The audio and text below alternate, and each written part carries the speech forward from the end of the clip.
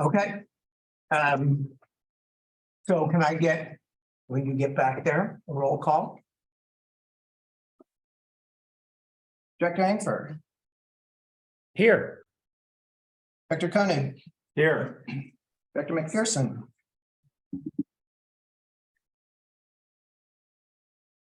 Director Cassidy, Here. Director Koopman, Here. Director Pollock, Here.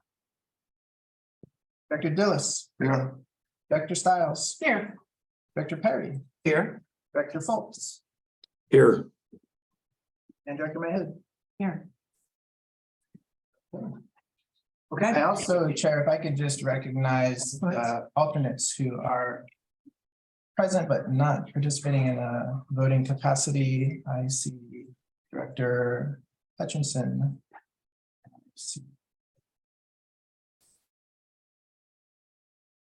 For Director Brown. I'm looking for Director Hayes. Not seeing Director Hayes. Director Timms. Not seeing Director Timms. Director Eckwell. Here. Thank you. And Director Smalley. Okay. Thank you. Okay. Are there any additions or deletions to the regular agenda? Hearing none. Are there any oral communications on matters not on the agenda? Chance for anyone who is watching from the general or here from the general public to make a comment?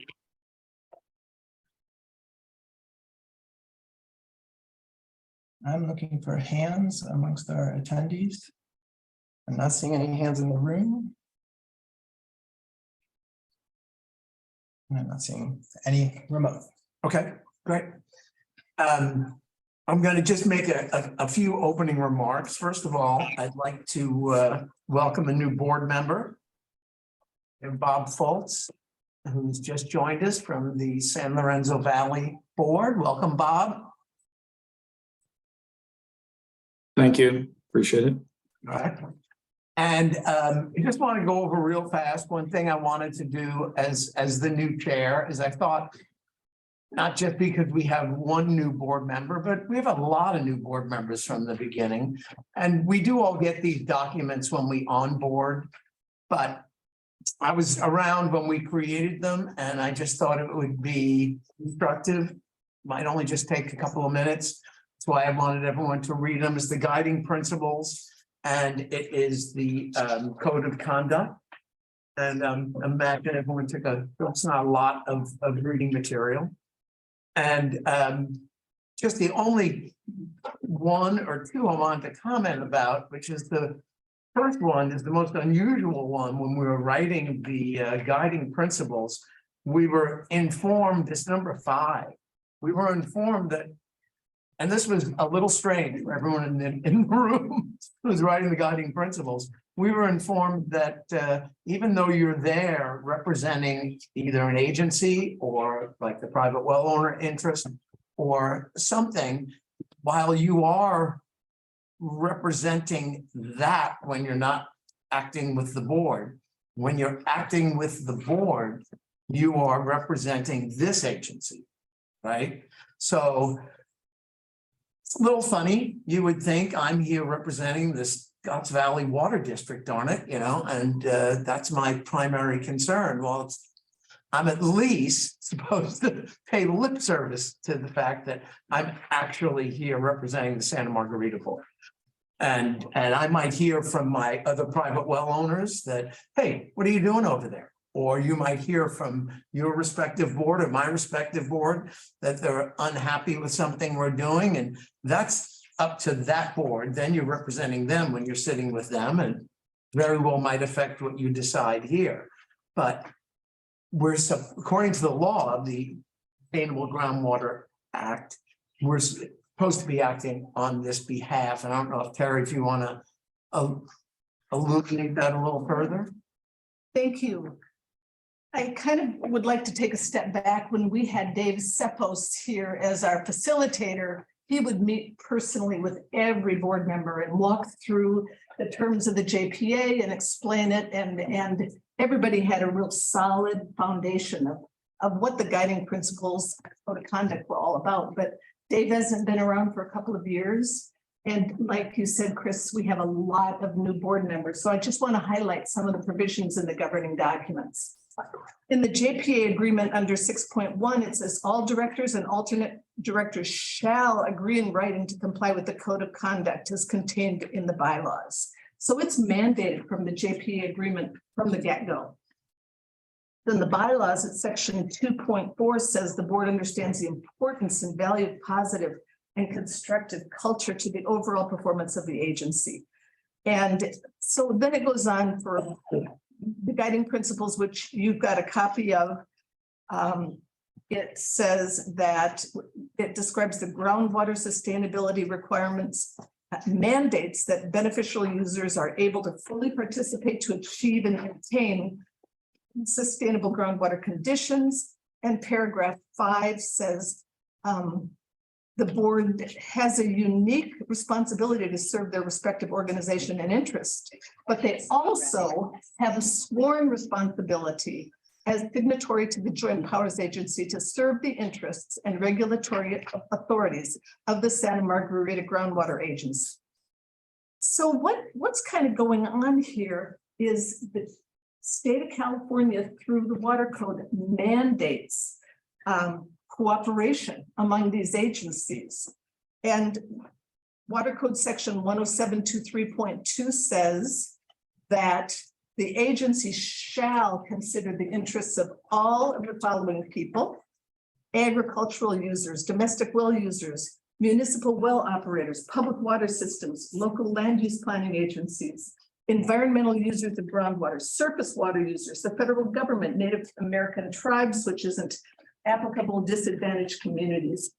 So we have to, and everything this agency does has to consider all those interests. That's in the Sustainable Groundwater Management Act, there's very few shalls. This is one of those shalls. So this is even attached to the guiding principles and code of conduct because we're supposed to be very broad vision in our work here. Couple things on the code of conduct. Board values a visionary, constructive work environment. Directors are respectful to each other, the staff and the public. They refrain from personal attacks. They function as a team, and they look for the common good of the agency. So I think that that's just a review. I'm no Dave Sepos, but I think it's good information to keep as we're meeting regularly. I think it's good information to keep in mind. Thank you, Terry. Yeah, I think that's well put. Does anyone have any thoughts or questions they want to share before I kind of?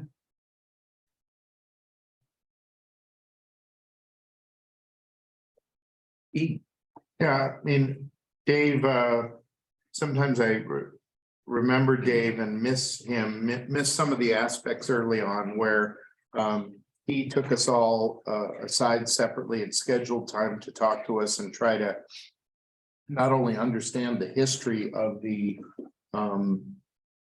the history of the connections, but the history of the baggage between these disparate groups, right? To figure out how to get us to creatively think, to see eye to eye and be able to work together. And so that, the one you've called out there is really sort of the state of California saying work together as a team, but I'm sure that's applicable in a different way in each one of these different groundwater management agencies, but that's the way it's applicable to me. I don't have any of that history of the baggage of the different groups, those horrible Scotts Valley developers versus those mountain monkeys up there. I sort of sit on a high wire between the two, both geographically and historically, as a private well owner. And so I don't really have a dog in any of those fights or those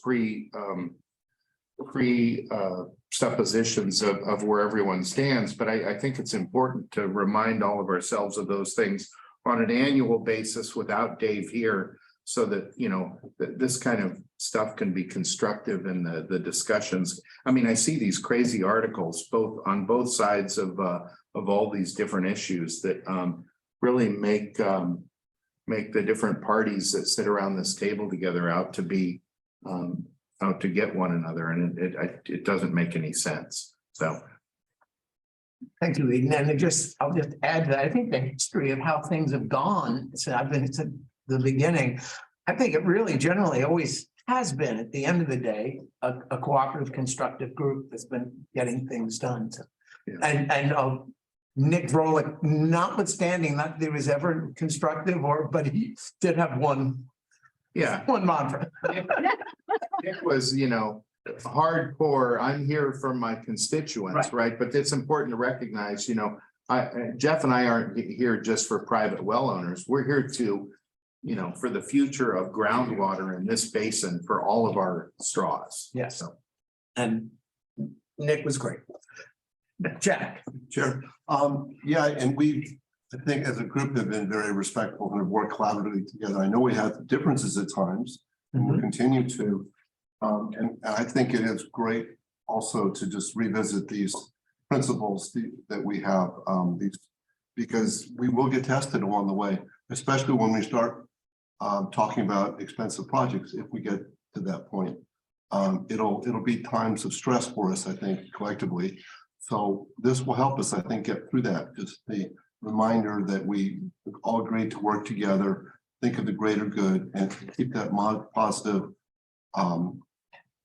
objective in mind. And even if positive frame of mind, and even if things don't go exactly the way you want, you know, we're talking about what we can agree upon collectively.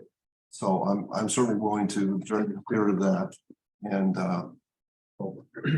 anyway, I think we'll have some moments, but we're doing a great job so far. And Dave Stepos was certainly a big part of that. So to me, he's still here in spirit. Okay. Anybody else? Anyone have anything? Anyone on the pictures I see in front of me? Okay, well, I don't want to go around the horn and ask everybody, but I think that everyone understands. Can I take a tacit agreement from everybody here? Understand and live by these rules? Okay. Awesome. Then I will move on to the consent agenda. I move approval of the consent agenda. Are you a second? I'll second if there's no public comment.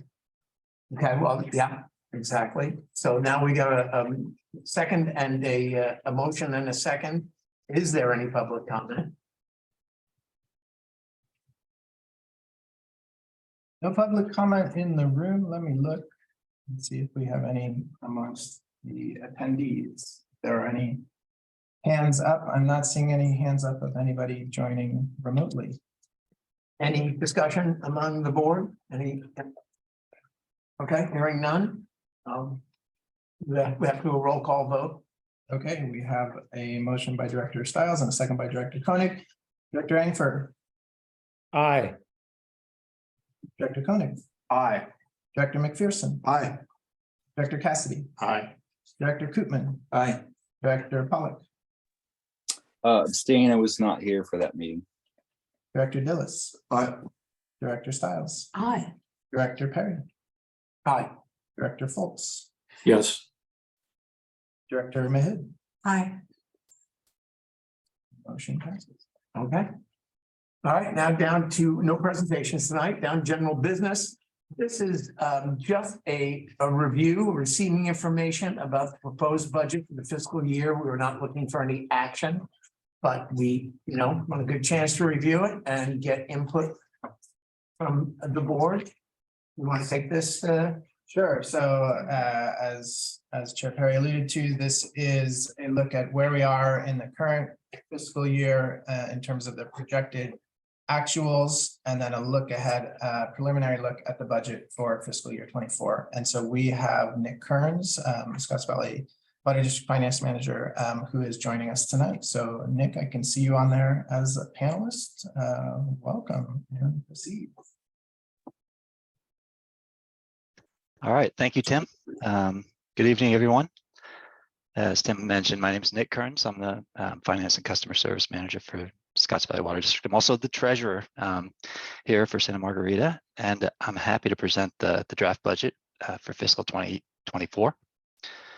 So the budget's obviously a key financial document that provides, as stewards of public funds, the budget provides numerous things, but one being financial transparency and sets a path for the coming year.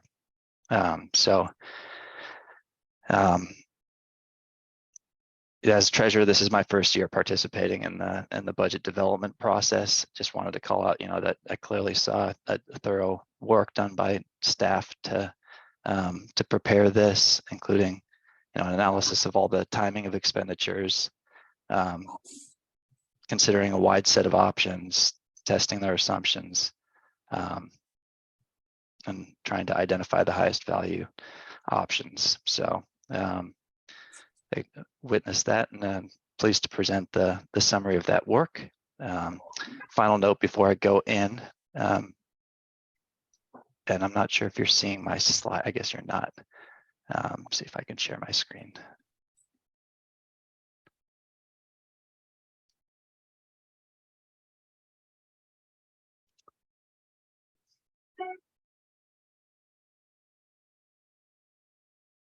Are you seeing a share screen option, Nick, at the bottom of your screen in green there? Great. There we go. Okay.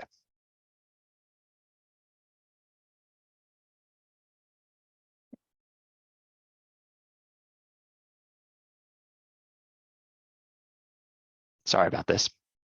Trying to get it on my correct monitor. So are you seeing the notes view or the full? We're seeing both, so I think you need to swap your view. Okay, pardon me.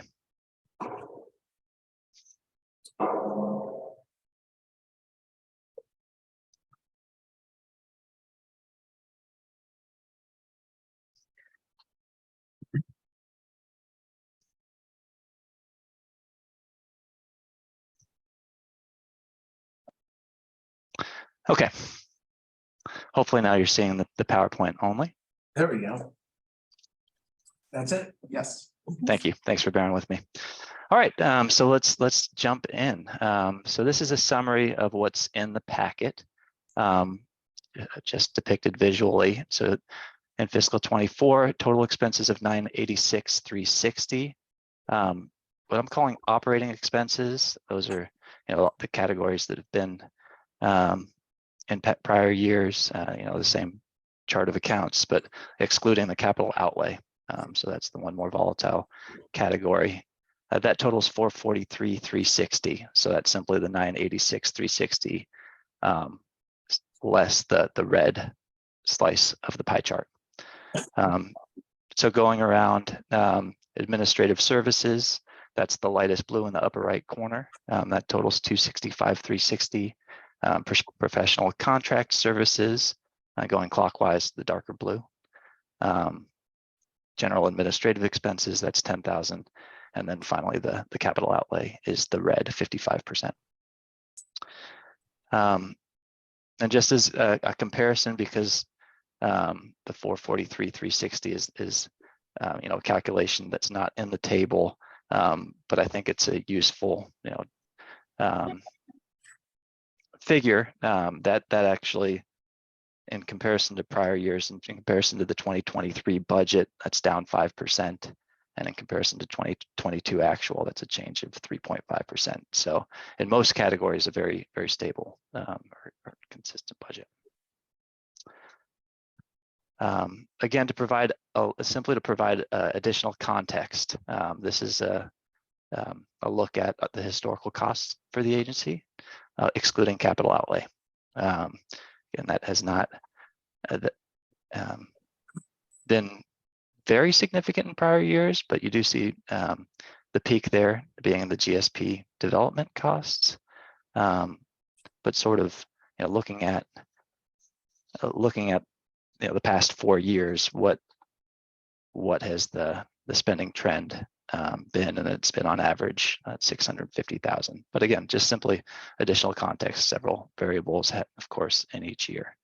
But that's, I think, useful for understanding the cost to sustain the agency. So a different look at a summarized view of the budget. This table charts from the beginning fund balance in going back to fiscal year 2022, the revenues in that year, the audited revenues and expenses, and the resulting ending fund balance. From a government accounting standpoint, this is in our annual report. Our net position, it's assets minus liabilities. In a budget world, I think it's easier to work with, since we're trying to work with cash as close as possible. It's easier to understand that fund balance figure. And you can see in the past, FY22, because of receivables, the cash was significantly lower. But thinking that we'll end the year in fiscal year 2023 with fund balance of approximately 340, 648. And again, that would still entail some receivables. The cash balance would be around 145,000. But going into fiscal year 2024, that 340 would be the beginning fund balance. So this budget includes revenues of 856,360 and expenses of 986,360, resulting in ending fund balance of 210,648. And no assumptions. I mean, that assumes that everything, there's an assumption there that all of the revenues and costs would be incurred and the cash would be realized in that period. Not likely to be the case, but from a planning standpoint, I think it's appropriate to do that and just to get a clear picture of what the cash is likely to be at the end of fiscal year 2024.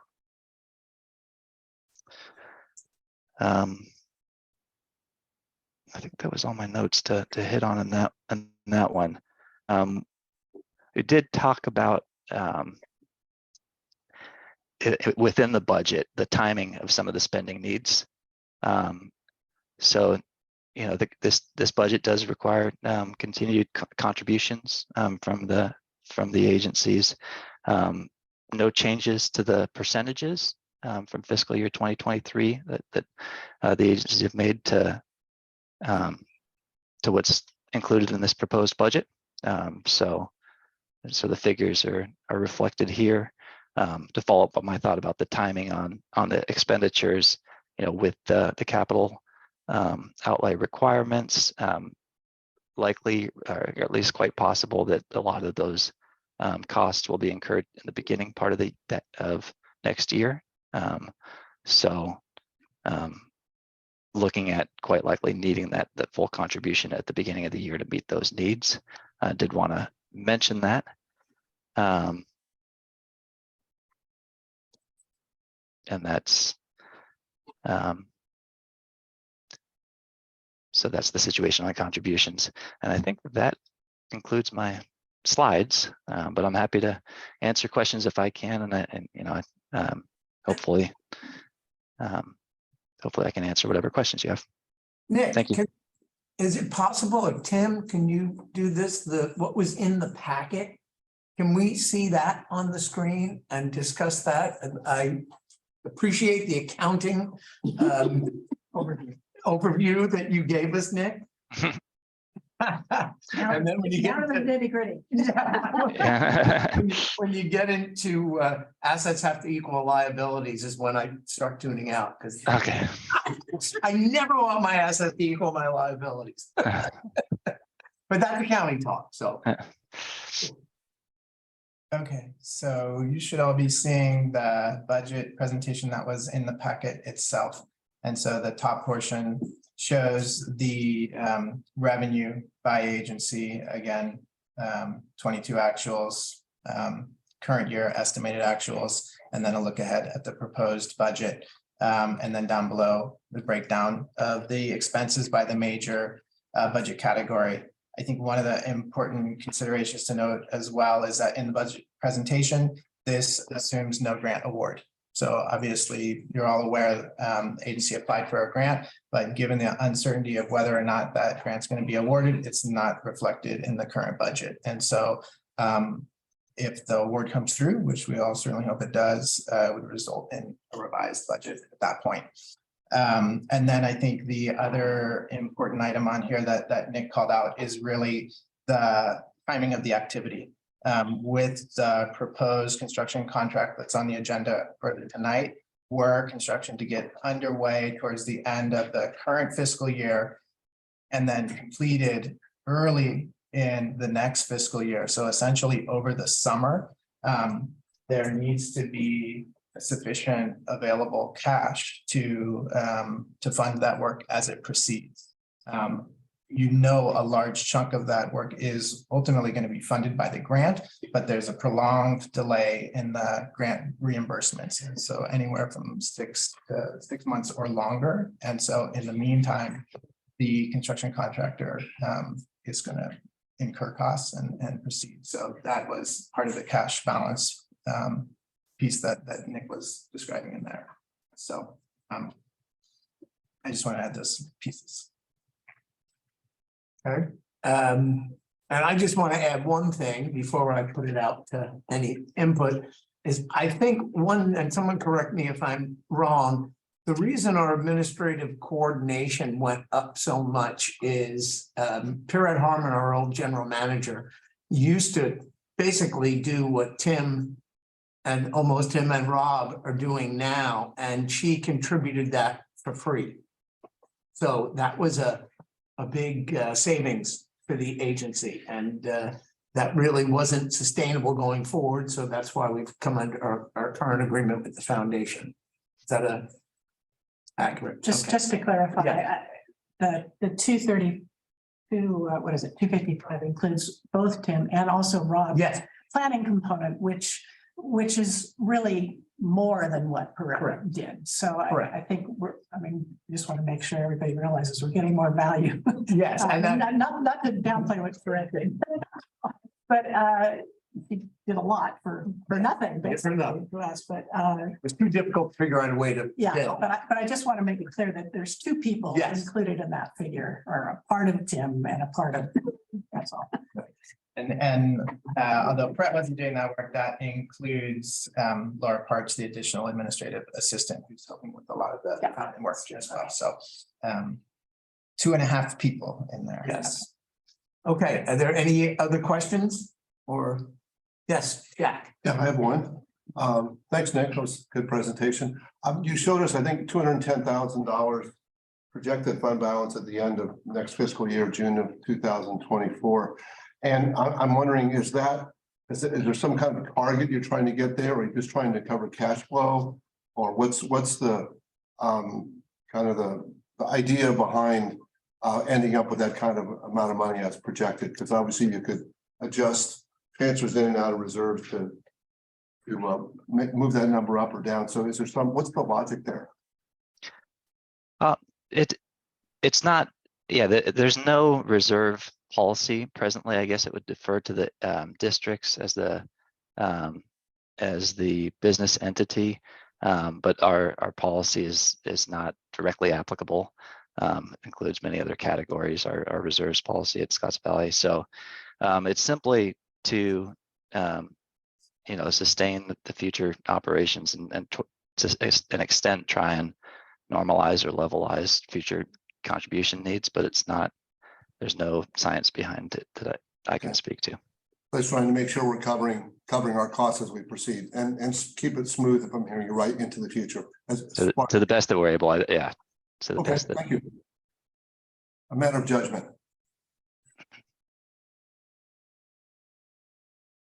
Chair Perry, I see Director Foltz has his hand raised. Bob? Yeah, thanks, Chris. Nick, thanks very much for your presentation. I had a few questions, and some of this may be me being new and ignorant of how things work or have worked in the past. Am I reading this correctly that we're looking at about a 460,000 variance from the Prop 1, Prop 68 grant between the budget and the actual, or is the rest of the money going to be coming in the last few months of this fiscal year?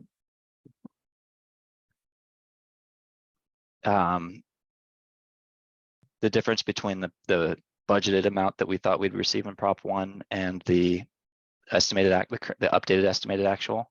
Yes. Yeah, that's an updated assessment, and Tim, or if you can correct me if I'm wrong, but my understanding is that's due to the timing on our expenditures on that project. We'd anticipated starting that earlier, but it looks like the full capital outlay won't be incurred this year, that a lot of it is being shifted to next year. Yeah, that's correct. So initially the construction activity was supposed to proceed in the current fiscal year. That activity is going to start towards the end of this year, but the bulk of it will be next year. Okay, and now I'm confused. Are we talking shallow And water then, or things that are on the proposal that we still have out? Just the shallow network. I wanted to ask, is that related to the agenda item then later in the packet? That would be the contract. Yes. Yes. Contract. So is the 346,000 then, which I noticed had the word anticipated, is that a for sure thing or is that a maybe thing? That is, are we guaranteed to get that money? That's an awarded grant as long as we spend the money, and if we'd have to spend it by December to realize that revenue or to receive the cash in fiscal 2024 due to the timing on the grant reporting. But that's all my understanding. That's all based on the grant amount that's been awarded. Okay. So even though the contract is now, we do really expect to get that money in for sure as we expend things. I think I would be looking for a cash flow analysis as part of this, just to make sure that whatever contributions are needed or dipping into reserves in order to cover cash flow until the money comes in is there. Also, I don't know if this is something that you guys have seen in the past, but a little breakdown on the administrative coordination and technical services items, which are, the bigger ticket items, would be appreciated for me, or perhaps, we can walk through it offline. We don't need to do it tonight.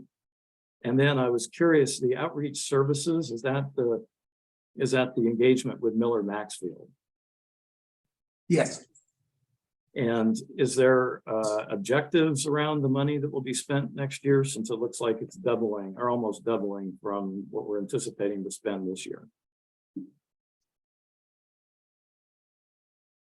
There are, yeah. So the intent is to increase the amount of outreach relative to the current year, with the understanding that as the basin looks forward to additional activities, that we want to make sure that the public is informed about the activities that the agency is doing, the potential that is still really at the discretion of the board in terms of the authorities of the agency and really looking at the longer term management of the basin. And so ensuring that the public is aware of the purpose of the agency and the work that's being done is intended through the education and outreach. And so are there quantifiable objectives and goals that they need to hit in order to meet the objective of increasing awareness? I know that staff and the executive staff met with Maxfield as part of the contract award and established some general objectives. I think I would have to go back or potentially defer to some of the other staff to see if there's specific metrics. Yeah, I appreciate that, Chris. No worries. If that could be, if those quantifiable metrics could be sent to me offline, that'd be fine. I'm just trying to get as much background information as possible to catch up with the rest of you. I think that was it. Thank you very much. Thank you, Bob. Does that also include the young woman that does the school? I think that also includes the school outreach that we do with Farmers markets. I'm blanking on her name. Yeah, so with Kelly Crockoff, so there's within that budget, I think 4,500 that was previously approved by the board that's actually rolled over. And so that's unspent, but that's a part of that 25,000. And I see Sierra has her hand up as well, so she may want to add more related to the engagement. Yeah, activities. just one of the specific deliverables that we've talked about doing with Miller Maxfield this year is an update of our website. We understand it's not particularly user friendly, and before we can do significant outreach to the community that directs them to our website, one of the first actions we need to do is to make our website more accessible for people. So that is one of the items that causes it to be a little higher than in previous years. I appreciate that. Thank you. I'll reach out directly to Tim and Rob to get some more of that background information to catch up with you all. Thank you. Thank you, Bob. Anyone else?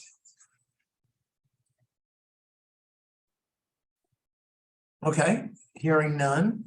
This is just informational, so it doesn't take any action by the board, but we're going to bring this for approval at the next meeting, correct? The Correct. meeting? Correct. The May meeting will bring this back. Okay. So that takes us down to the monitoring network construction contract. Now, I think we have one ahead of that. I think the annual sorry. report moved ahead of that one. I see, I've got to tap this screen here. There we go. Now I see it. 4.2, the groundwater sustainability plan, annual report for the water year 2022. I'm going to give just a very brief introduction to this and then turn it over. As the board is aware, this is the second annual report. So under the Sustainable Groundwater Management Act, an annual report is due by April 1st of each year. The report is to essentially be a progress report on both the activity during the year, the highlights from the water year, the progress towards meeting any of the interim milestones. And the format itself, some of the content is fairly prescriptive. The state has laid out exactly what they would like in that report. Based upon the timing of the deadline, the April 1st deadline, and the timing of this meeting, and realizing that it was such a short period in between the two, an initial draft of the report was publicly released, posted on the website in mid-February. Board and staff and all were given the opportunity to review and comment on the report. And so Pete's going to walk you through the content, but the report that was linked within the documents itself is essentially an improved version of the prior draft that incorporated the comments from board and staff. And we anticipate additional comments tonight, but I think as you all are aware, this is essentially the second time that the report is coming into you. And so we have Pete Dennehy from Montgomery and Associates tonight, who is going to talk more about the activity in water year 2022 and walk you through it. So welcome, Pete. Thank you, Tim. All right, I'm just trying to share my screen here. See the slideshow.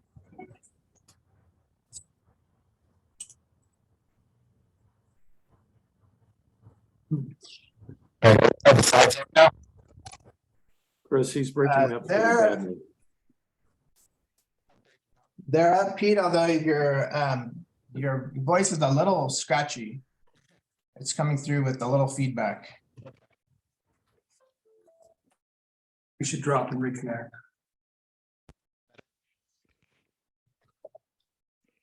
Can you hear me better now?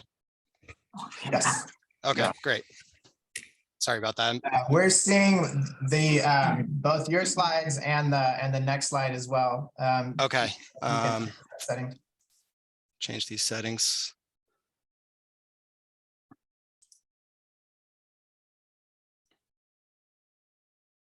It looks different when you enter this view. It is, I think, try up at top under the display settings. Yeah. and swap. There you go. All right, great. All right, well, thank you, Tim. Apologies for some slight difficulties there. I'll try to make this brief. There's a lot of content. We're not even on the first slide. There we go.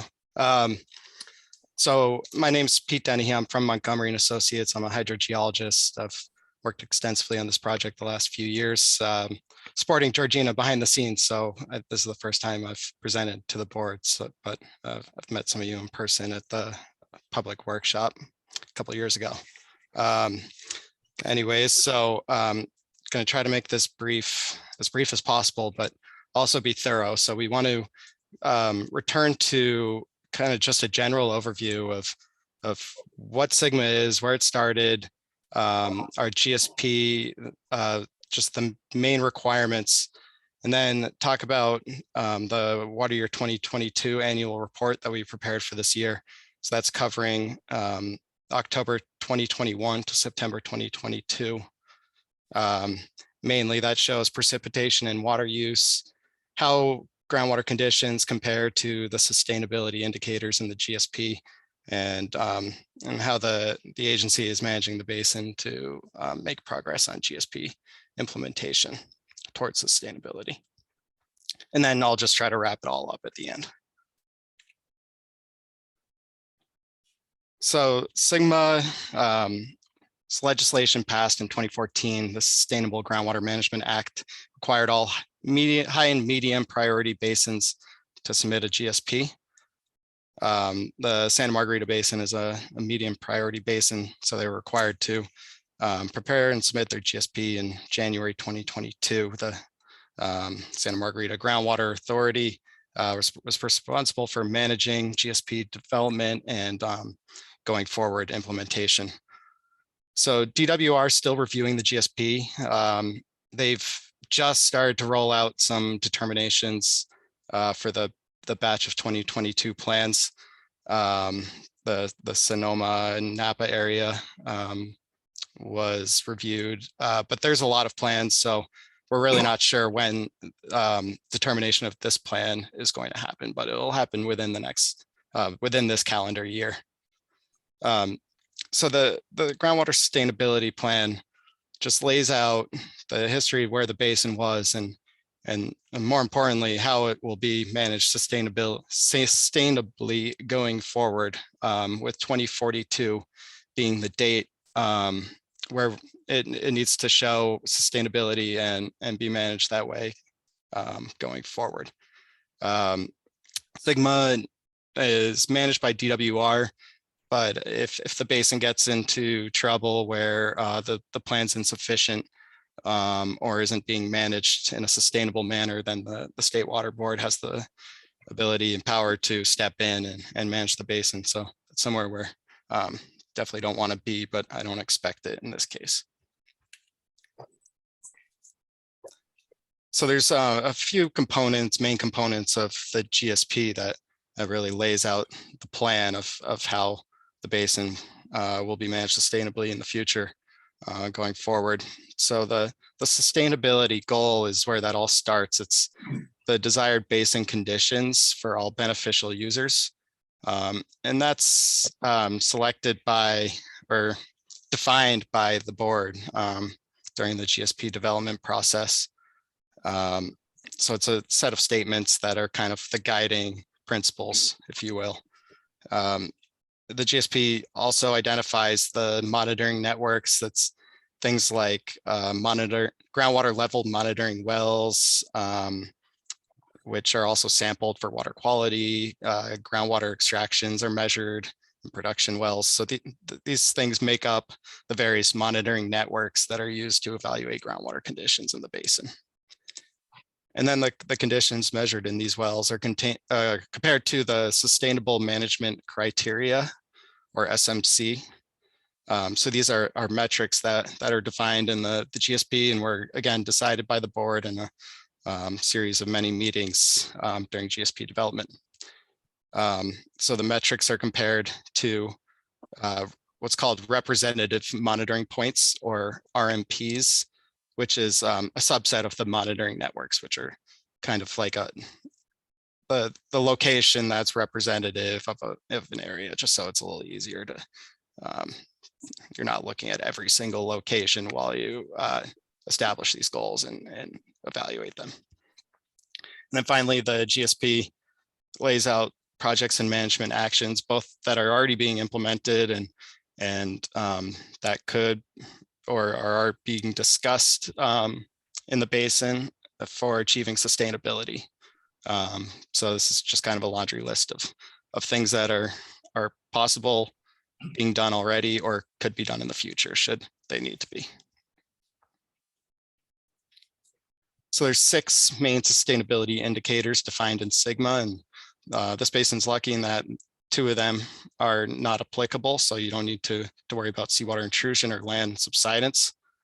However, the remaining 4, lowering of groundwater levels, reduction of storage, degraded groundwater quality, and surface water depletion are applicable in this basin, so have to be evaluated in each annual report using your monitoring networks. So groundwater levels are used for 2 of these indicators.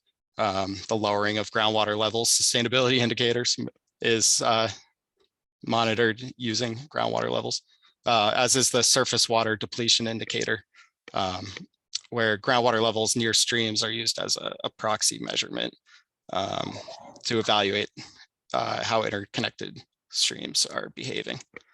The reduction of storage indicator is a little bit different. It uses a volume of groundwater extracted in each one of the aquifers and in total. And the degraded groundwater quality metric is also slightly different. It's concentrations of a variety of constituents in the production wells that are routinely sampled by Scotts Valley and San Lorenzo Valley.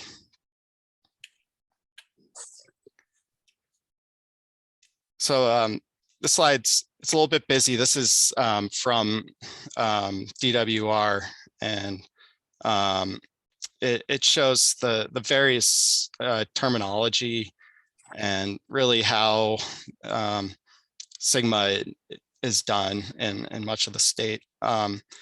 This is a groundwater level hydrograph. On the left side, it's showing a groundwater level over time. 2022, the line in the middle there is when the GSP was submitted. And to the right of there, we show the measurable objective in green. So that's the goal that want to achieve to show sustainability. The minimum threshold below that is the lower level where conditions are still sustainable, but if you go below this, then significant and unreasonable conditions could occur in your basin, could be unsustainable. So the interim milestones are shown as these yellow diamonds are goals every 5 years designed for the agency to progress towards achieving their measurable objective. And the area between the measurable objective and the minimum threshold is called operational flexibility. And this is kind of the drought reserve. You're expected to be around the measurable objective. And once the GSP implementation period's over in 2042. However, if there's a drought, it's expected that your groundwater levels will dip down, but should still be above the minimum threshold at a minimum.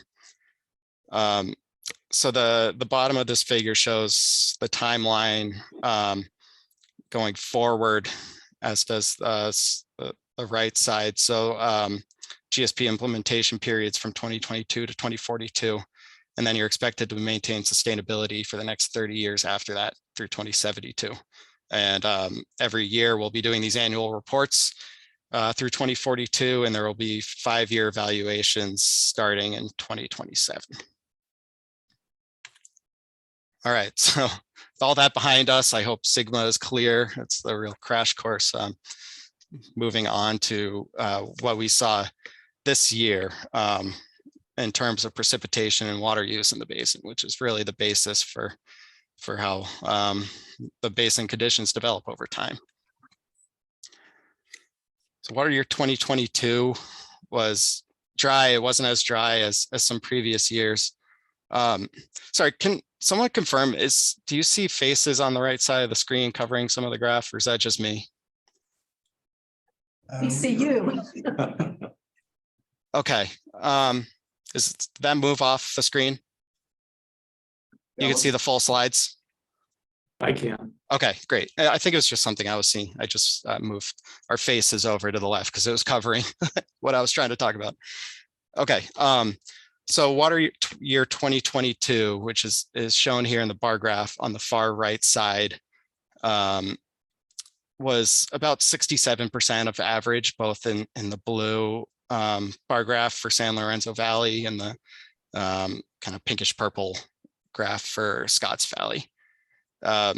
It's a continuation of a dry period. The last 5 years have had below average rainfall as of 8 of the past 11. So as you all well know, it's been a dry period in California, but it's kind of this boom or bust. And I'm sure we'll talk about next year how wet water year 2023 was, but not going to go there tonight. And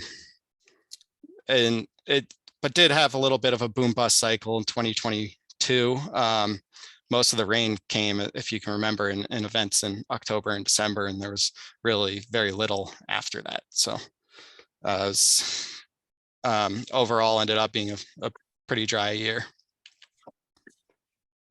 However, despite less precipitation than usual, which isn't really important for this basin for their groundwater levels and such, the groundwater extractions decreased by quite a bit, which really helped basin conditions, as I'll show in a little bit. Scotts Valley Water District groundwater extraction shown as like the just green bars. It's been decreasing over time about 2% every year, and that continued. As you can see in the far two right bars are 2021 and 2022. Just above that is San Lorenzo Valley Water District groundwater extraction, and decreased their extraction quite a bit from last year, the year before. However, the last couple of years for San Lorenzo have been impacted by the CZU wildfire in 2020. So they were forced to rely on their groundwater level supplies a lot more, while because their surface water intakes were damaged, destroyed, and haven't been repaired yet in a lot of cases. But in 2022, they were able to use an emergency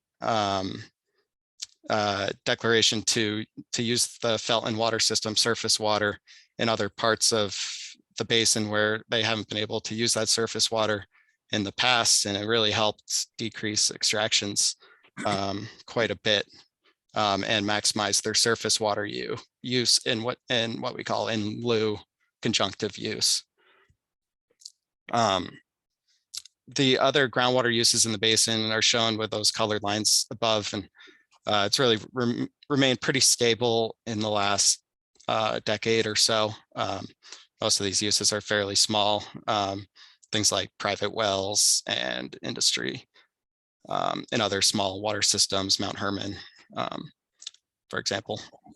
And above those colored bars is shown the San Lorenzo surface water use, and kind of that blue hatch pattern. You can see it fluctuates over time, and able to maximize it in the last year. So it increased a little bit over water year 2021. Recycled water from Scotts Valley shown above that in kind of a purplish color. It's been pretty stable in the last decade. And then the city of Santa Cruz uses surface water downstream of the basin, but it passes through. So we show it in our charts, and we discuss it in tables in the text of the annual report.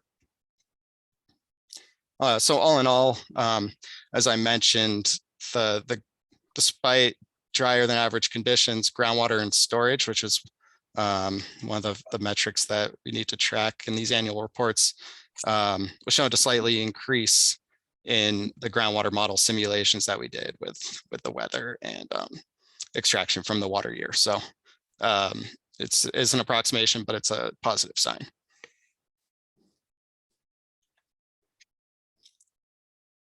So now I'm going to go into the various sustainability indicators I talked about and discuss how the groundwater conditions data compared to the sustainability metrics that we defined in the GSP.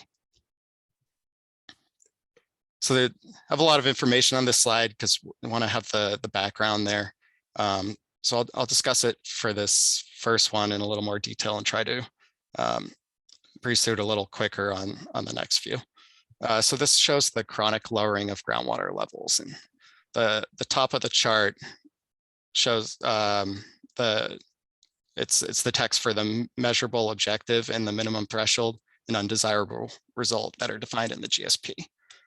So generally, the measurable objective is an average level for Santa Margarita from 2004, but for the Santa Margarita aquifer, I should say, but for the other aquifers in the basin, it incorporates the benefits of a modeled 540 acre-feet per year of additional conjunctive use, which is planned for the basin. So it's something that hasn't happened yet. So we're really not expecting groundwater levels to be at the measurable objective for these aquifers until this project is implemented and has some time to accrue the benefits. The minimum thresholds are typically the lowest measured groundwater levels in a well. So really want to keep groundwater levels above the lowest point at which they've been. And the undesirable results are a combination of minimum thresholds. So this is if for groundwater levels, the undesirable result defined in the GSPs, if the minimum thresholds exceeded in 2 or more consecutive non-drought years in any representative monitoring point. So in water year 2022, groundwater levels were, as I mentioned, were stable and even increased slightly in some areas. So we've already met the measurable objective in 4 out of the 12 wells. The other 8 wells are well on their way. They're above the minimum threshold, so some improvement needs to be realized until they meet that measurable objective and you're showing full sustainability. But it's a positive sign that in a dry year like this one, that we're able to maintain a stable groundwater level and even increase a little bit. The reduction in storage indicator, as I mentioned before, is a little bit different. It's total extraction in each aquifer. So the measurable objective is also from the average extractions, but adding that benefit of 540 acre-feet per year of additional conjunctive use that's planned in the future. So once again, falling short of this goal isn't really unexpected at this point, as the project hasn't been implemented yet. The minimum threshold is the sustainable yield that's defined for each aquifer in the GSP, plus a little buffer for improved efficiency. And then the undesirable result is an extraction volume exceeding the minimum threshold in 1 or more aquifers. So in this water year, only the Monterey aquifer met its measurable objective, but the Butano and the Santa Margarita were pretty close. I provide a graph over there on the right side. The blue line is the water year extraction. The green is the measurable objective, and the pinkish color is the minimum threshold. You could see the Lompico aquifer extractions closer to the minimum threshold. So this is really where the planned projects are planned to benefit the most by offsetting some of the extraction in the Lompico. So yeah, with implementation of future projects, hoping to get that blue line down a little bit for the Lompico, so it can build some storage in that aquifer. Groundwater quality in the basin is much different in the way it's managed. So it's the constituents, there's a variety of constituents of concern that are identified, and the measurable objective is average conditions from the decade prior to the GSP. The minimum threshold is just the regulatory standard for each of these. And then the undesirable result is if any representative monitoring point exceeds its minimum threshold, but only as a result of a project that's implemented by the GSA. So as you can see in this table in the bottom right, it's a little bit small, but this is in the annual report. Iron and manganese have regulatory standards that are based on taste and odor, not a health-based standard, that are regularly exceeded by naturally occurring conditions in the Santa Margarita and Lompico aquifer. So it's fully expected that these, it's been long-term, just fact that these constituents are found above their regulatory standard. The districts treat or blend the water to deliver water that's below the levels. So it really isn't a new management issue. It's just something that's dealt with routinely. Really, the only other constituent that pops out as being a potential concern at this point for health-based standards is arsenic. There's one Scotts Valley well where it's close to the regulatory standard, and it's not quite there. And there was one anomalous result this year from a San Lorenzo Valley well, which seemed to be some sort of sampling error because it didn't really match the rest of the concentrations in the long-term record from this well. So until we see a duplicate of that, I think it can be ignored as an anomaly. So overall, really groundwater quality hasn't changed. It's consistent with the long-term average, and you're meeting all regulatory standards. And at this early point, there's no projects that can degrade water quality that are being implemented by the groundwater agency. So there's you're really not on the hook for any water quality degradation if it were to be occurring. And finally, the interconnected surface water metric, it's a little incomplete at this point. There's only 2 wells that are close enough to streams that are already installed. So the minimum threshold or the measurable objective is the 2004 groundwater elevation. Minimum threshold is the same as the groundwater levels indicator. It's the average of 5 lowest measured groundwater elevations, and the undesirable results the same as that one as well. So the measurable objectives met at one of these 2 wells. Neither of them exceeded the minimum threshold or the undesirable result. However, in the next water year, we plan to install I think 4 or 5 of the new wells will be used for monitoring surface water depletion. So the network will expand quite a bit, and we'll need to define minimum thresholds and measurable objectives for these new wells, probably in the 5-year update.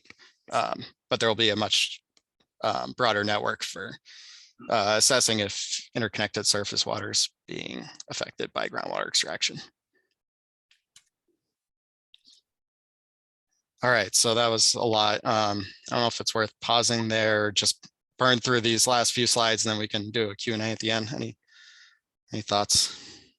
I would burn on through. All right, we're almost there. So I'm going to talk about some of the implementation progress that was made this year. So in the past water year, as I mentioned, San Lorenzo Valley had the opportunity to use their emergency conjunctive use to really maximize their surface water use. Used it for 60 days, which seems to be a little more than normal, and able to decrease their groundwater extraction over what they typically did before the wildfire. Also replaced 4 redwood storage tanks that were found to to be sources for leaks with some grant funding. And also with grant funding, make progress on water meter upgrades. Not all their water meters have been swapped out yet, so I think they're seeking some more funding to complete that project in the next couple of years. Scotts Valley Water District continues to use recycled water as much as they can to offset groundwater extraction, used 174 acre feet in the last year. They manage a low impact development stormwater recharge basin, which helped recharge at least 16 acre feet. It's probably a little bit more, but they had a transducer malfunction in one of the systems, so couldn't measure the full total this year. But a little bit of a dent there, and then completed their system-wide leak detection audit, which they're doing every couple of years now. And then there's lots of other conservation measures that are being implemented by these districts, and as well as the county and other local agencies. So this isn't a comprehensive list, but just some of the highlights of things that were just done this year.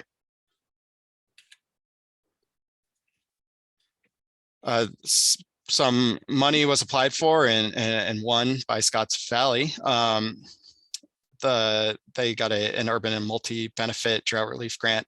It's $9.5 million for design and construction of a production well and water transfer infrastructure between the district and the city of Santa Cruz, just to help resiliency and make it possible to use water sources like surface water or potentially other water sources available from the city of Santa Cruz in the future. It goes both ways, so they could provide water to the city of Santa Cruz as well, should they need to. So this work will be completed by 2026. And then as Tim, I believe mentioned before, the DWR Sigma implementation round 2 grant was prepared in water year 2022, is actually submitted in December, which right after the water year, but requesting 2.6 million to implement the GSP by prioritizing projects, filling monitoring data gaps, funding the GSA, supporting private well owners, and a variety of other tasks. So that would be great if there was ones to support some of this work. So we made some progress on monitoring network improvements. It's been a multi-year project to start during the GSP identifying the sites, but drilled down and I confirmed locations for monitoring wells that could be installed to improve the groundwater and interconnected surface water monitoring networks. Prepared specifications for these wells to be used in a bid package, and acquired access agreements, and did some other planning to prepare for the bid that will be discussed later in this meeting. So in water year 2023, should that trailer be approved, plan to install 7 new monitoring wells. All right, so last slide. Main takeaways from this year, just want to return to, is that groundwater levels are stable in your monitoring wells despite drier than average conditions for 3 consecutive years. So this really is promising. It's a lot of places in the state aren't so lucky. So I think doing a great job conserving water that you have and managing the water you have to really show that conditions are relatively sustainable already, with a couple areas that could use some improvement. So that's really great. San Lorenzo Valley did their emergency conjunctive use and maximize surface water use and to decrease groundwater extraction. And this can really be used as a, hopefully in the future, to show what can be done if maybe the place of use restrictions are loosened for the surface water supplies that are available, just to continue maximizing surface water use in the future will really help limit the burden on groundwater extraction. And Scotts Valley Water District just continues to decrease their groundwater extraction. They don't have the surface water supply available that San Lorenzo does. So doing their part to conserve the resources that they have. And the agencies sought out funding, and Scotts Valley won that big grant to advance projects and management actions to help achieve sustainability. All right, so that's all I have. I guess just open it up to questions at this point. Okay, thank you. So there's any questions, basically just on his overview of the GSP first, or just our water year and in conjunction with the GSP. I mean, it's kind of, remedial for us, but just in case there are any comments, or even at this point, I would say if there's anything from the public just on that aspect of it, what we just heard, the kind of review of what we. I see Director Foltz has his hand raised. Okay, great. Bob? Thank you, Chris. And Pete, thank you very much for that very informative overview. I'm definitely looking forward to seeing what SLB has for next year, given the amount of rain we have had this year on in lieu.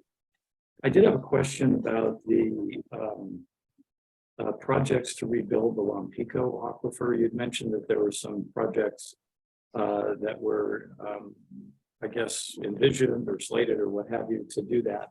I'm just trying to catch up here a little bit. I'm new to the board. What projects were those specifically? Yeah, so it's a combination of two projects, and it was called 540 acre feet per year in the GSP. That's not an exact number. It might fluctuate based on the actual availability, but it's a combination of two conjunctive use projects. And I'm pulling it up now, just I want to get it right.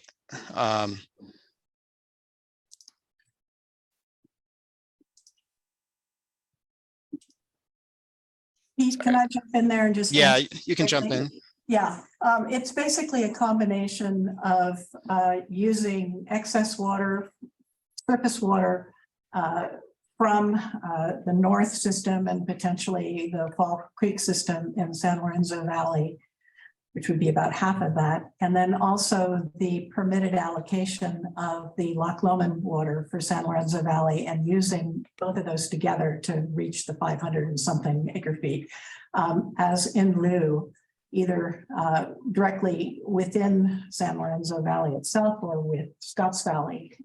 So that's what that assumption is in terms of how we define those MOs of reaching those. And that water, and when you're saying San Lorenzo Valley would also be focused sort of in the southern system. Where, most of the end would be there. And that's even the north, because we do have wells that we use there, but mostly in the Scotts Valley. So Gail, it would basically benefit the Lompico aquifer.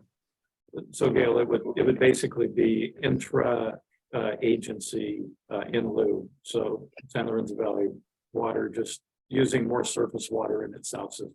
Right, but potentially if there were enough to also potentially have in lieu with Scotts Valley too. Oh, sure. Yeah. I mean, whichever way it would go, of course, in terms of where I just wanted to say it wasn't just intra, there was a potential for also inter. Right. There's a right. there. And starting in 2026, there might be two paths for Scotts Valley. Okay, great. Thank you. Okay, anybody else? Okay, now specifically as far as the report itself, there was some excellent comments that came in from board and from the staff. We didn't necessarily see all the staff ones, but we saw the board ones if you look. And I don't know if there's any more or any additional things. We can, someone want to jump in and raise a hand? Yeah, Ruth, is that a? Yeah, I've got Two of them on the summary, and then one more somewhere in the body. On page, okay, 4.2 of the report, or I'm not sure what, 24 of our agenda packet. At the bottom of the next to last paragraph, it reads, these data suggest that the current extraction rates in the area of most concern, the Lumpico aquifer south of Bean Creek, may be sustainable under present conditions. I'm concerned about that being taken out of context and used inappropriately, because I think the main purpose of this plan is to develop an adaptive plan for climate change and the required population growth that we've got to take on. So I would just suggest that we omit that sentence. And again, it says these data suggest that the current extraction rates in the area of most concern, the Lumpico aquifer south of Bean Creek, may be sustainable under present conditions. I'll respond to that because that was largely my edit. And it's based on the fact that we've seen since 2018, the recovery of the wells in the Lumpico in Scotts Valley. And I think also I did say under current conditions, and the next, I know, Yes. Let me finish. Okay. The next sentence there says, but we have to worry about what happens if the climate changes. And so I think you took it a little bit in isolation there. And that I think that what I said is factual, that right now, what we're doing seems okay under the current conditions, but we still have to go and plan ahead for the futures. So if you want to water it down a little bit, it's okay.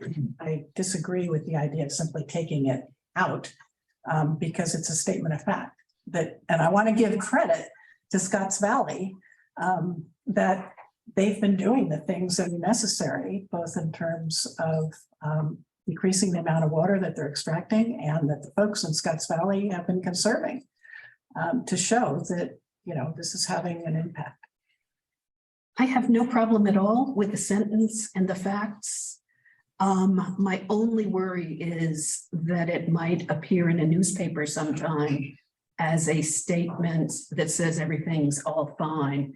And don't we think, I mean, even their report says everything's fine.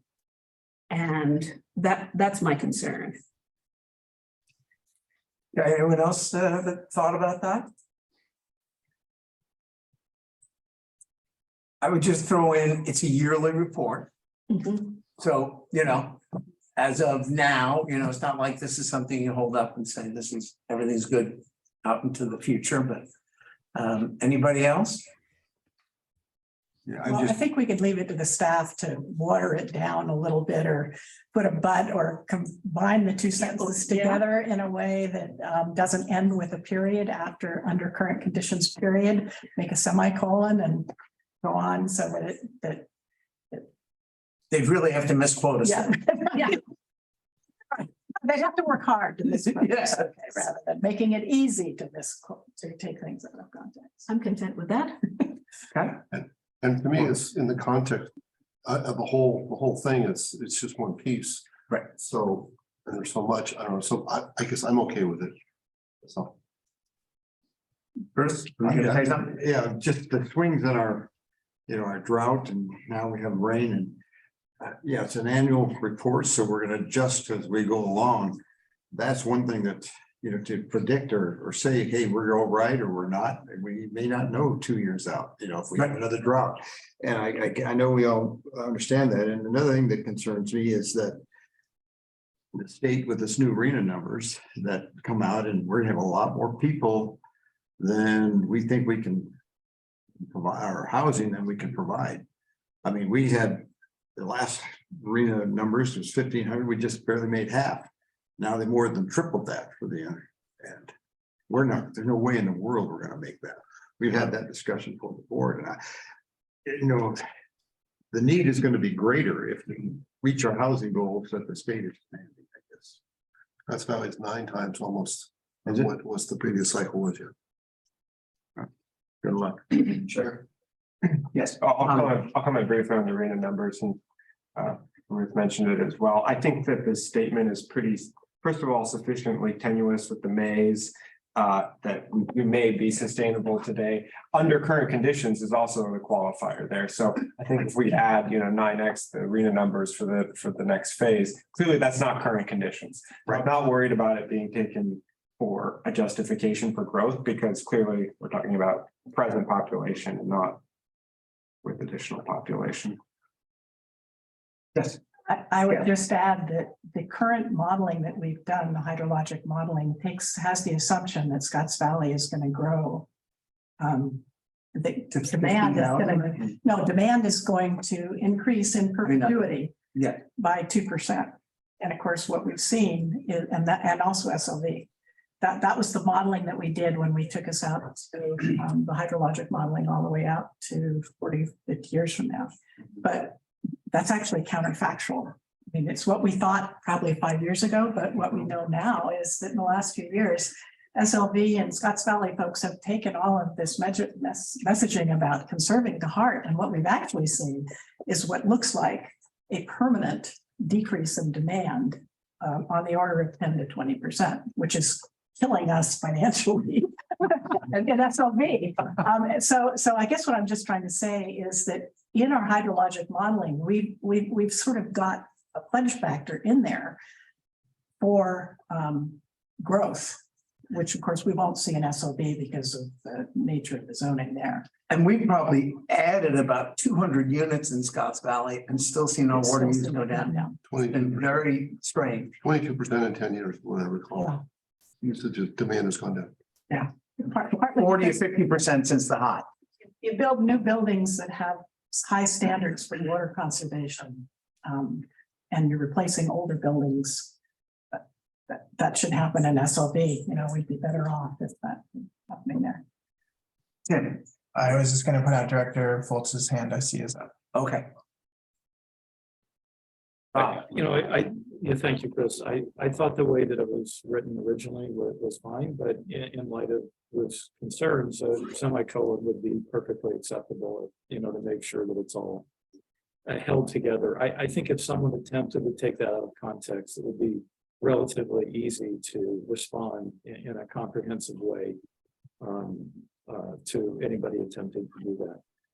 I also want to say, I think, and echoing what Gail was saying about conservation, I haven't done numbers for Scotts Valley, and so my apologies on that, but the San Lorenzo Valley indoor water usage is almost 20% below the ultimate state goal of 50 gallons. And so the community has really grabbed onto the conservation in a way that I think it does credit to the messaging that's been going out, as well as it's been sustained over a very long period of time, since about 2015. So I think everybody's aware of the fact that progress is being made. And I think that needs to be celebrated and recognized going forward. Thank you, Bob. Anybody else? Oh, I think you had some. Well, I had a couple go ahead. other, Oh, yes. I had two other Sorry. ones, but I think in response to the way the rest of the board's looking at this, I won't worried about people taking things out of context. Okay. Anybody else? Yes. Yeah. Yeah. First, I want to thank Pete and Rob and the other staff for incorporating the edits that the directors made and making this report, and then also Pete incorporating those in his presentation tonight. I appreciate that. Those of you who might have looked online to see what the director's comments were, I think there were from 4 of us, you might have been astounded if you saw the level of very close editing that I did. And I want to take a moment to explain why I did that. And partly I want to explain why, but I also want to explain it because it's in the context of how we might think about what these kinds of reports how they should function within the agency. And that's not a discussion that we necessarily have tonight, but it's one we can have at some other time. And so I did a very close edit, if any of you saw it, and there's kind of two reasons for that. One is that after 40 years of reading PhD theses, I don't know how to read something without editing it as I go along. But the second reason is that I really wanted this document to create a document that's essentially an up-to-date sort of state of the basin report. And Rick Rogers and I both agree that it's really important for reports like this to be accurate, even if they are filed away by the DWR and never read again, because there's source materials for future reports and source materials for decision-making that we make in our local agencies. So it's important that these reports accurately reflect the situation, both in terms of substance and tone. And the first draft, I felt, didn't quite do that. It didn't reflect the situation in SLV. The main glaring ones had to do with, there wasn't a discussion of how our groundwater production was affected by the loss of our surface waters. And another was that there wasn't much emphasis on the effect of the natural experiment that we've essentially done in district-wide conjunctive use and in lieu that has, the fire has given us the emergency conditions that allows us to transfer water around. And that this is something that shows us that we've used the least water since we started actually recording, the least groundwater since we started recording it. This is something that should be shouted from the rooftops. And I guess, and I thought, for example, that Scotts Valley wasn't celebrated enough for the progress that it's made, just as I referred to earlier. So from my view, from a 30,000 foot level, the first draft, sort of what newspaper people would call buried the lead. Which is that overall, the basin is in pretty good shape. And that there's been considerable good news and progress it's made. One is the overall decrease in extraction of groundwater. Another is the recovery of the wells in Scotts Valley and the Lompico over the last 4 years, despite the fact that those have mostly been dry years. And again, the success of the sort of experiment that we've done in lieu within our district. And so to me, the tone sometimes came across a little, I don't know, deadpan or sort of leaden or overly negative. And I think that that wasn't intentional. I think that it's kind of a natural thing that happens when you cut and paste previous reports, putting things together with new data. And that tone, that pessimistic tone, was actually something that sort of started that was appropriate at the time that the GSP started development 5 years from now. The situation was different. And as the situation has changed, which is that people have started conserving more, the other is that we adopted a more realistic, scientifically justifiable climate model, which doesn't have such dire predictions for precipitation. And so to me, the tone is that sometimes the tone in the draft wasn't quite right. And so that's what I was worried about. And in a sense, our GSP, by the time we finished it, was almost out of date because it started out with some premises that were correct at the beginning of the process 5 years ago. But because we sometimes reused older parts that were written by the time it went in 2022, parts of it weren't correct. So what I think that argues for is that every now and then you need a reset of your documents. Okay, you need to bring them all up to date. And that was what I was trying to accomplish with this close edit. Not because I thought DWR gave a damn about this.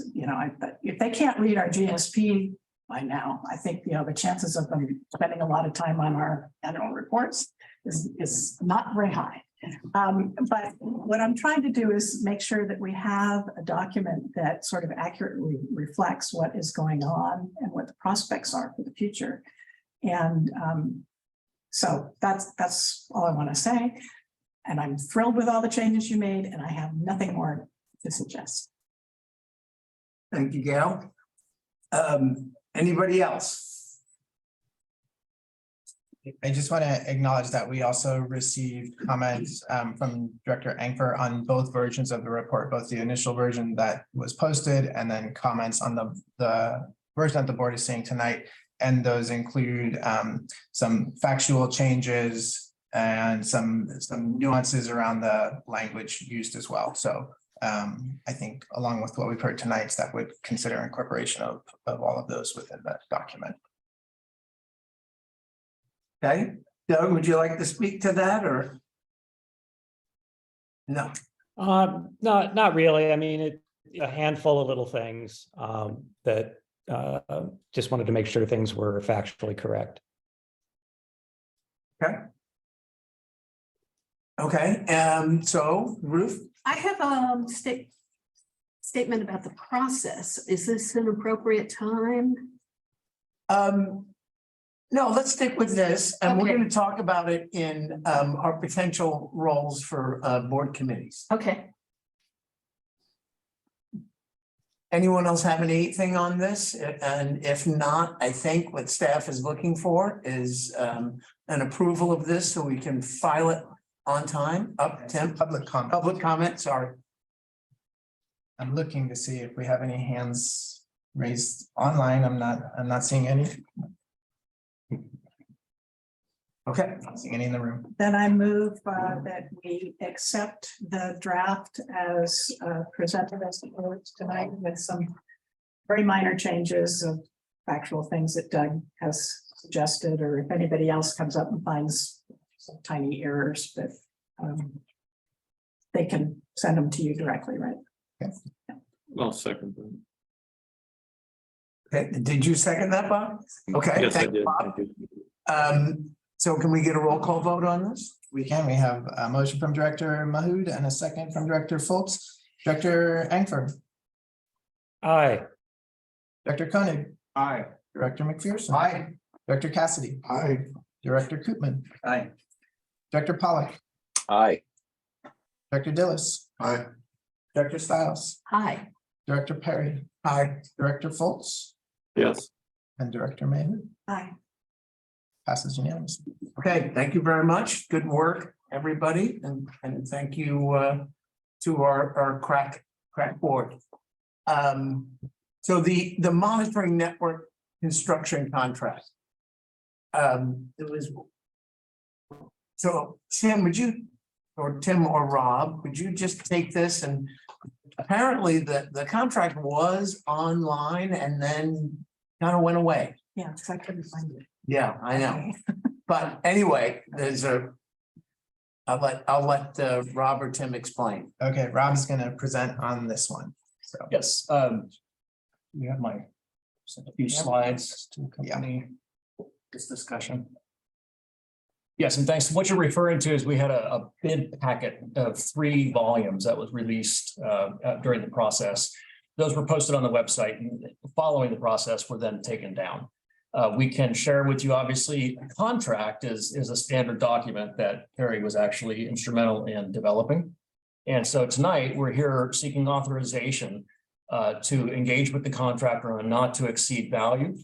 The process for sealed bids, we have accepted as complete. Again, we're going to go through that and take action by the board. But the next step in the process would be, after getting authorization for the value, we would then issue an intent to award. And that triggers a 10-day period where the contractor then fills in the contract details, provides additional, help me out, Terry, it's some additional bonding information. Payment and performance bonds and insurance. So that, and they sign the contract within that 10-day period.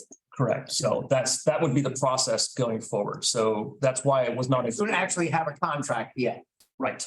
Correct. Got it. So because without authorization from the board on these values, then we can't issue intent to award to the contractor. So it's a little bit of a chicken and egg process. Okay, so I just prepared a few slides to accompany this, since it is kind of a complex action. There are three proposed actions by the board tonight.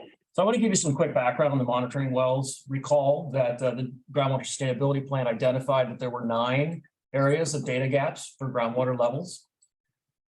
Since the groundwater management sustainability plan, excuse me, I'm used to the old stuff, was adopted in early 2022, you actually were able to identify 8 locations. The 9th location, and I'll show you on a map along the Reston Road community, we're not successful in identifying a location for that. So ultimately, the board approved technical specifications for 8 of those 9 data gaps in June of 2022. And then what happened was you had no staff to move forward with the bid documents and release them. And of course, we got wise legal counsel that we needed to complete some easements and access agreements before releasing those bid documents as well. It didn't really do you any good to have these bids if you weren't ready to move forward. So ultimately, we released the entire packet in January 13th. That included these 7 base wells, what we're calling shallow wells, and I'll describe that in just a moment, and 1 alternate or deep well.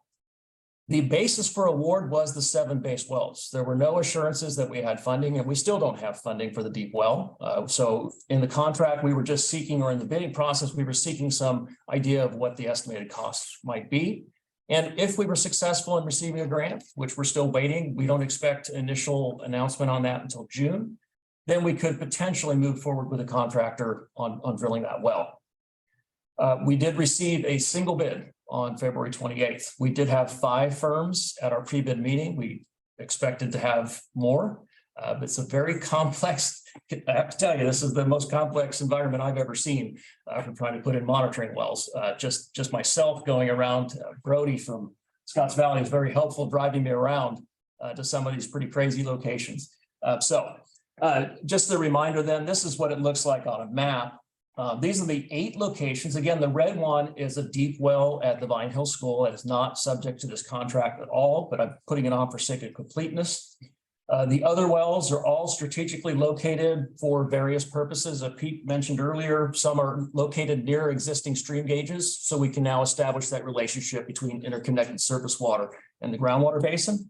Others are in data gap areas where there are high numbers of domestic users. So well number 7 up there on your map, Love Creek, there's a high concentration of domestic users. So it's actually in the Monterey Formation. It's not really a good aquifer, but we still have to understand, right? Again, we talked about at the very beginning of the meeting, we have an obligation to meet all the beneficial uses and users in the basin.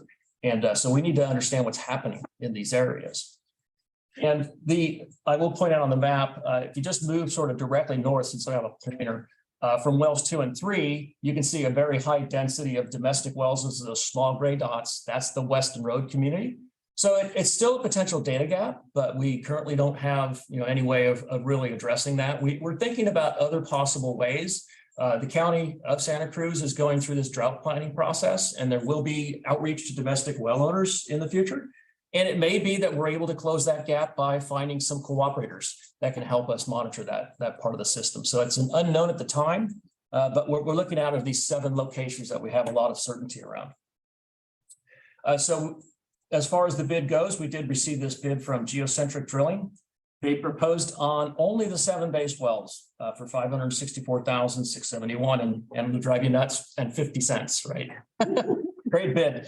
They wanted to show you there was a lot of detail in this. They did not bid on the alternate deep well. Their particular equipment, which is great, it's a sonic drilling rig. Really 800 feet is kind of pushing it for its capability. The benefit is, and this is an actual picture of their rig, it's relatively small footprint. And with sonic drilling, you have fewer materials that are coming out of the hole, and you're having to put less in. So unlike rotary drilling, where you have to maintain a mud and keep that system equilibrated, you don't have to do that. So this is better for the very tight environments that we're working in. The sonic drill is kind of like, for those of you who maybe have an impact drill, when you really want to cut through something like butter, it's doing the same thing. It's rotating, but it's also applying this pressure sonic up and down. So it's very efficient. And so that's what they're proposing to use. Upon opening on February 28th, we determined the bid packet to be complete by both staff and legal counsel. However, 2 days later, we did receive notification from the contractor that they had 2 subcontractors that they inadvertently left off the list. And so with legal counsel, we spoke to the contractor and determined that they did indeed receive the information from the subcontractors prior to the submittal of the bid. So we received documentation of that. And this is important because under public contracting code, you get some gaming of bids. You could basically go in as a contractor, and if you don't identify your subcontractors, you win an award. Well, then you go back to subcontractors and you start a little bidding war to them, say, you know, and so it's not a very genuine process. So again, good advice from legal counsel. We want to carefully document that process, and that's why it's actually part of the action that we're seeking from the board tonight. That believes that will bring us into compliance with that. And was there another slide? Thank you. Summary.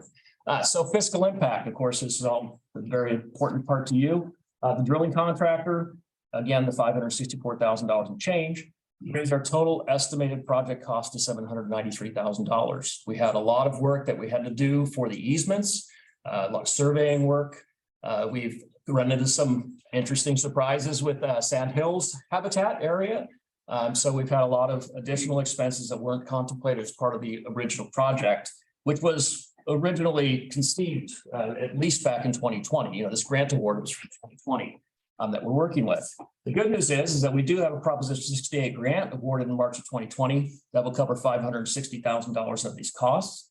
And the funds that we need to complete the project are part of the proposed draft FY24 budget that you have already seen. So there would be no additional impact associated with that. So I'll paraphrase the recommendations. They're in gory detail in your packet, but we would like the board to find that the failure to list subcontractors as an excusable inadvertent error. And subcontractor, by the way, it's traffic control, for example, something that is specialized, and most of these are on roads, so we need a lot of traffic control. It's well development. So after you construct the well, you want to purge out the water to pull in the fines that are along the perforated interval, clean it up. And the last is actually these cuttings disposal, right? So you have to do that. So those are subcontractors. They're relatively small amounts. We're also seeking to authorize the Scott Valley Water District General Manager, Mr. McNair, to execute a construction contract with a not to exceed of the $564,000 and change. And also to designate the general manager or his designee as project manager to authorize an executive execute change orders and procure services as necessary to complete the project. And I think one of the reasons in particular for a designee, this has come up, we expect that if everything goes well, we'd like to be drilling, I'd say at the beginning of June, if things dry up. And so essentially we're going to be crossing over June and probably into July. Most of these wells will go relatively quickly, but it's probably going to couple month period. When we're out there, this is a lump sum contract. And I showed you earlier a graph that shows the sort of planned maximum depths of these wells, but field conditions will actually dictate those changes. We don't expect to go deeper, but we could potentially go shallower. And so in the whole bidding process and the contracting process, it was nice. We laid out a lump sum, but we also allowed ourselves to make deductive change orders. So if we have opportunities to shallow up a well, that's a really short-term decision that has to get made, and literally a change order has to be signed, and that may have to happen in 6 hours or 8 hours. So it's making sure that we have access to somebody that's capable of signing that in particular. So I just want to point out why we're looking at a designee, because in that 2-month period, we don't know if Mr. McNair might take vacation here and there, might be at a conference, but that gives us a lot of flexibility. So that's all I have. I have to take any questions. Any questions? Yeah. Yeah, I know you did a great job explaining. I know you used the word inadvertent a number of times, but is there any evidence at all to show that they may have been gaming, as you put it, the contractor? It doesn't look like it from, if you stated all the facts, it doesn't look like it at all, but I'd just like to hear that, you know. Yes, that's correct. And that documentation was provided that proved that the bids were received by the subcontractors prior to the bid award. Correct. And there was no effort to substitute names. So sometimes if they want a game, they say, oh, I listed subcontractor A, but now I want to use subcontractor B. That never happened. He gave me the bids that came in before the bid deadline, so it was very clear that it was clean. And he included the numbers, so he didn't modify. He left the names off the subcontractor list, but he included the numbers, so it was a very clean request. And does our due diligence on awarding contracts look at the reputation history of contractors? Do we look at that? We look at contractor state licensing board, and they are registered with Department of Industrial Relations as well. So we look and see if there are any kind of violations or any kind of cases that are being reviewed. Thank you. We also had Montgomery and Associates is personally familiar with this contractor and said good things about them. Has said they'll be good to work with. Okay, sounds like it's probably a small part of this, but just I want to feel good about it, so thanks. I know you do too. I see Director Fultz has his hand up. Bob? Yes, thank you, Chris. I just following up on Jack's question, do they have specific experience working in mountainous and close in terrain like this? I know they're from Sacramento. A lot of their pictures were more flatland on their website. Yeah, I don't personally know. Pete may know. I know that the contractor was with the prior firm and has 20 years of experience. I don't know if Pete can be. Yeah, I can chime in. I only asked because we've had some experience with contractors that didn't quite have the experience in the mountain areas that we were hoping. Yeah.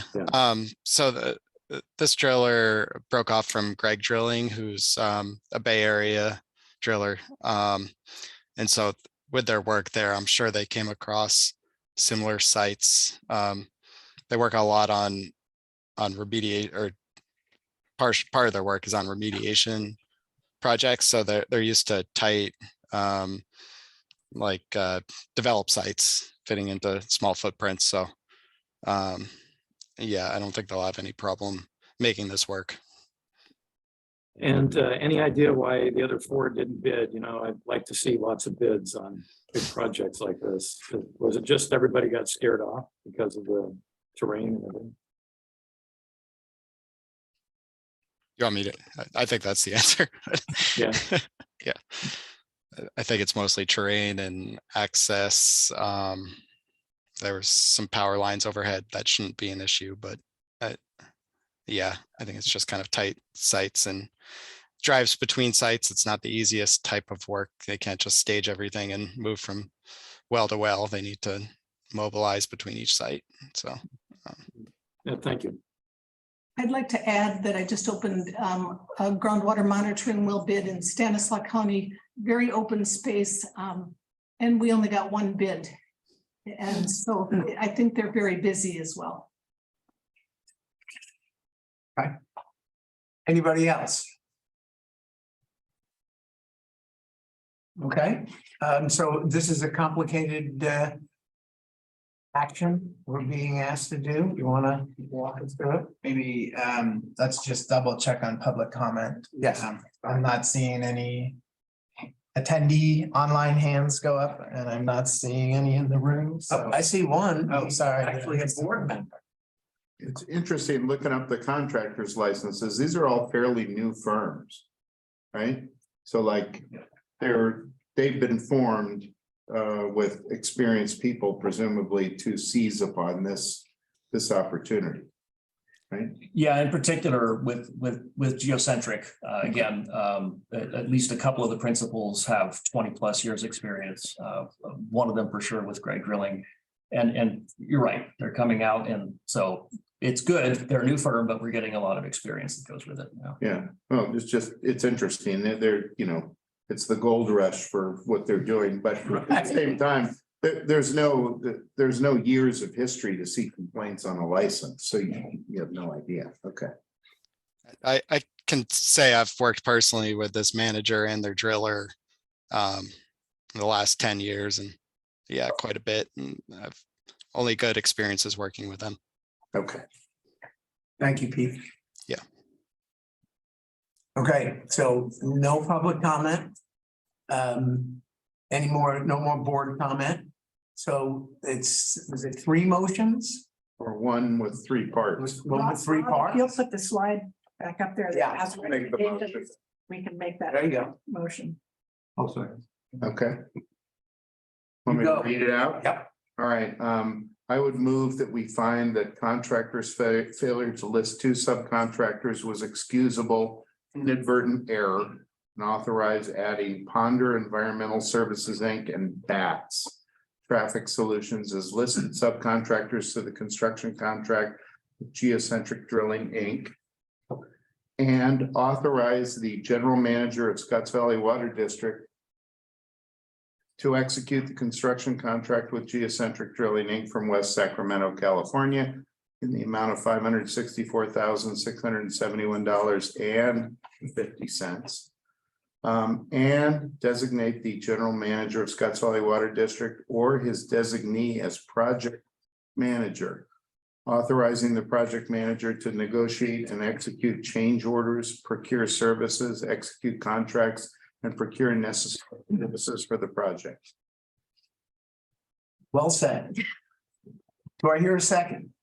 We have a second from Director Dillis, I believe, and so Director Engford, Aye.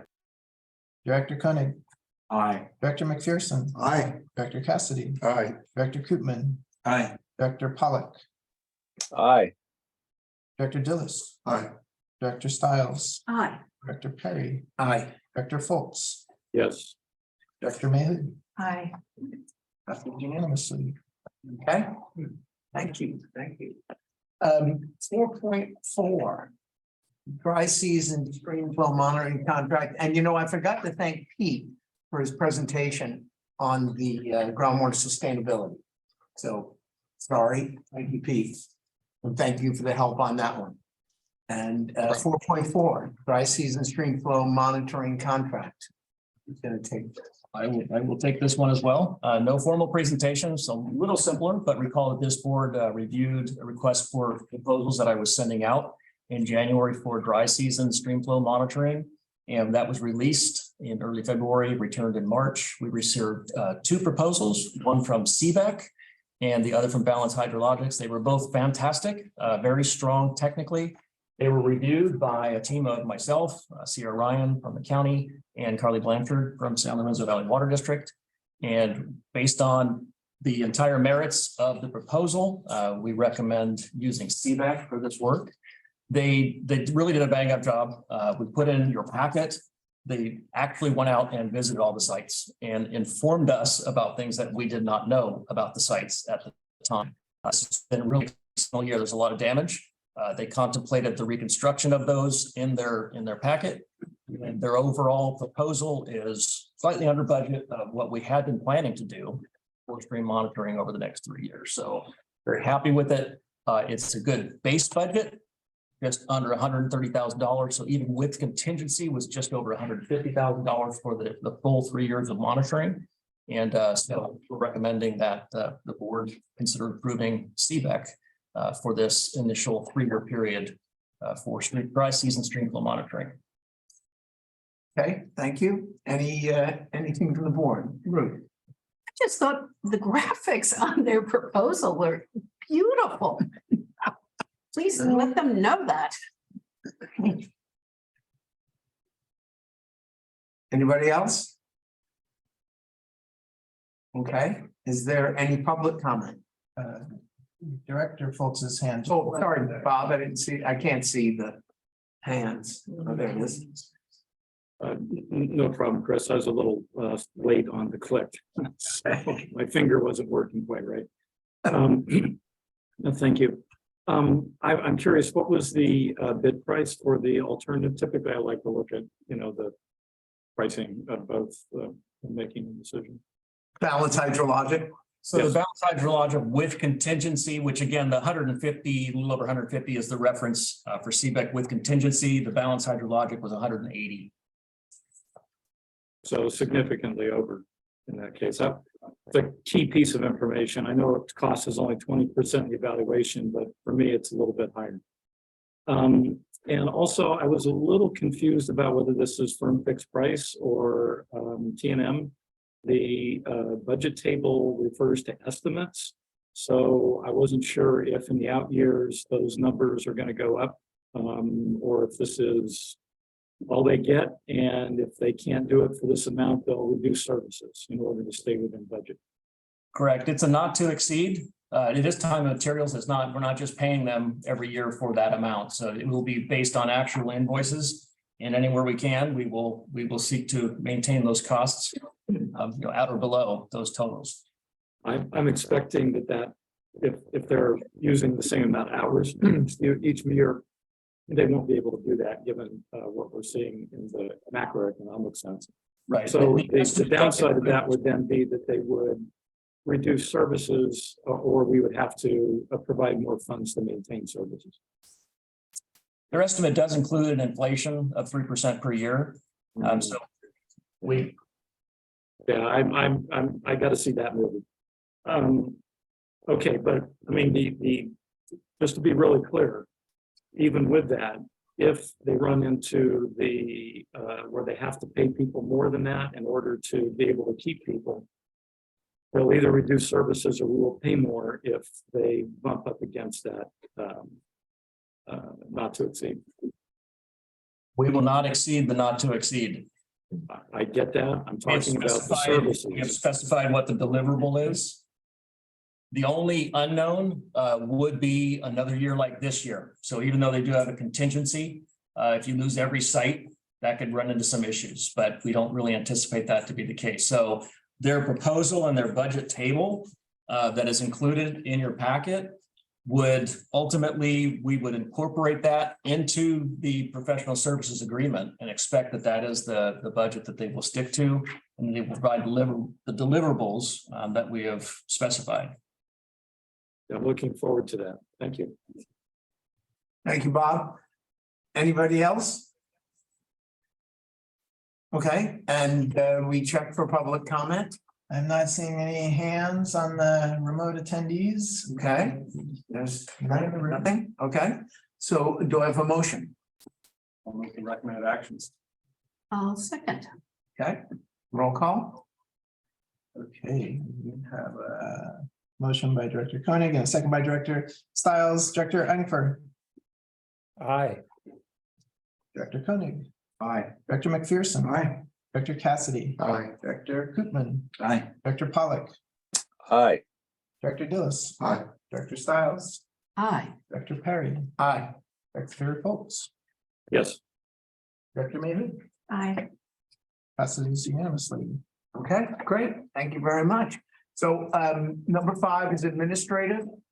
You know what, at the last agenda review meeting that Vice Chair and I had with staff, we talked about just the potential for board committees in the future, depending especially on what happens with the grant. There's a possibility if the grant goes through that we might want to look at some standing subcommittees like a technical review committee or a finance committee. And, you know, right now, it doesn't seem like we need any of those till we know what's going on with the future funding.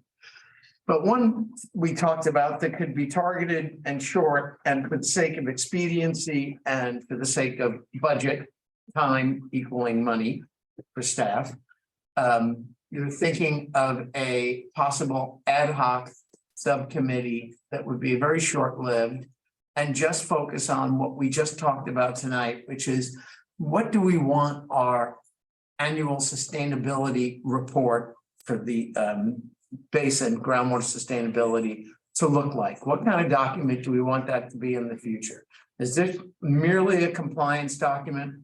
Is it just something that's going to get filed and never looked at it again? Or is it a resource document for future boards? Is it something we want for public consumption? Is it something, you know, just in general? And I think that's a discussion that we need a group of the board to talk about and bring a recommendation for a complete discussion with the full board. So like I'm saying, as we've been advised by our attorney, this is something that certainly wouldn't exceed 6 months in time and be very focused to what I just spoke about. So I would like to bring that to a future meeting for approval by the board to do something like that. I just want to put that out there and just see if there's any comments on that, just right off the bat. I'm not exactly this is the comment I would had for earlier. Yes. Was that I'd really like to not have this process happen again where we get one document and we read it carefully, and then we get an entirely different document and suddenly have a week to read it carefully. So I think that a committee that would work on these documents is a good idea. Right, but certainly what this committee would do initially is just work on what that document should be. So I think one of the problems was, and I think Gail went over this very well, is that what we got was a document that was really just a compliance checker, right? And it was a lot of it was just cut and pasted from other stuff with new data added in. And maybe we want a more vibrant document and then talk about a process to get to that. And yes, hopefully it would include not such a big disconnect between the document we start with and the document we end up with. But it would be something that this subcommittee, as I say, would be short-lived and bring back a recommendation to the full board for discussion. Yes. But to confirm, the subcommittee would not be the committee that works on the document. They would just set the template for the future starting. Correct. Of the document. We may end up with a standing committee that is a technical review committee that may get into being involved in that process as it starts.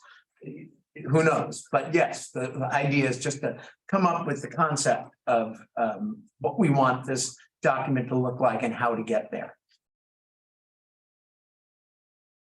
I see, I'm sorry, I was just gonna note Director Engfer's hand is up as well. But I'm not sure who's first. Multiple hands up. Doug? Thank you. Thanks, Chris. Yeah, I just wanted to kind of build on Ruth's comments and I think your opening remarks. I think it makes sense to try to get the format and content in a templatized approach defined, if for no other reason than out of efficiency of staff time as well as board time going forward. So I fully support the idea of forming such an ad hoc committee. And Jack? Yeah, I heard the word template and I'm thinking there's probably was some kind of a template compliance wise in order to put this together. So it almost sounds like it's the packaging or and maybe a way to be able to discuss attributes or different things we might want to talk about. But the main thing I'm wondering about is does this feed into the 5-year reports, the progress reports that we're required to put in? Should this be a template that would somehow allow us to more easily put the 5-year report together? And saying that without knowing exactly what the 5-year report's gonna look like.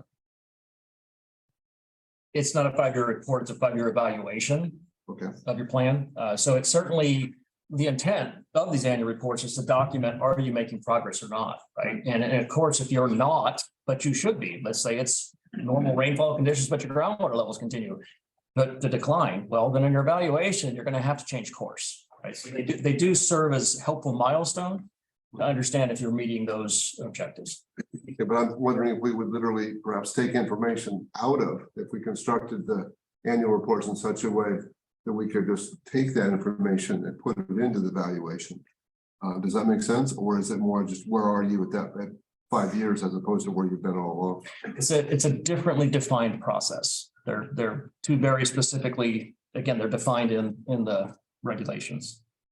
So I'm sure it'll be helpful, but we can put it on the ad hoc agenda, so.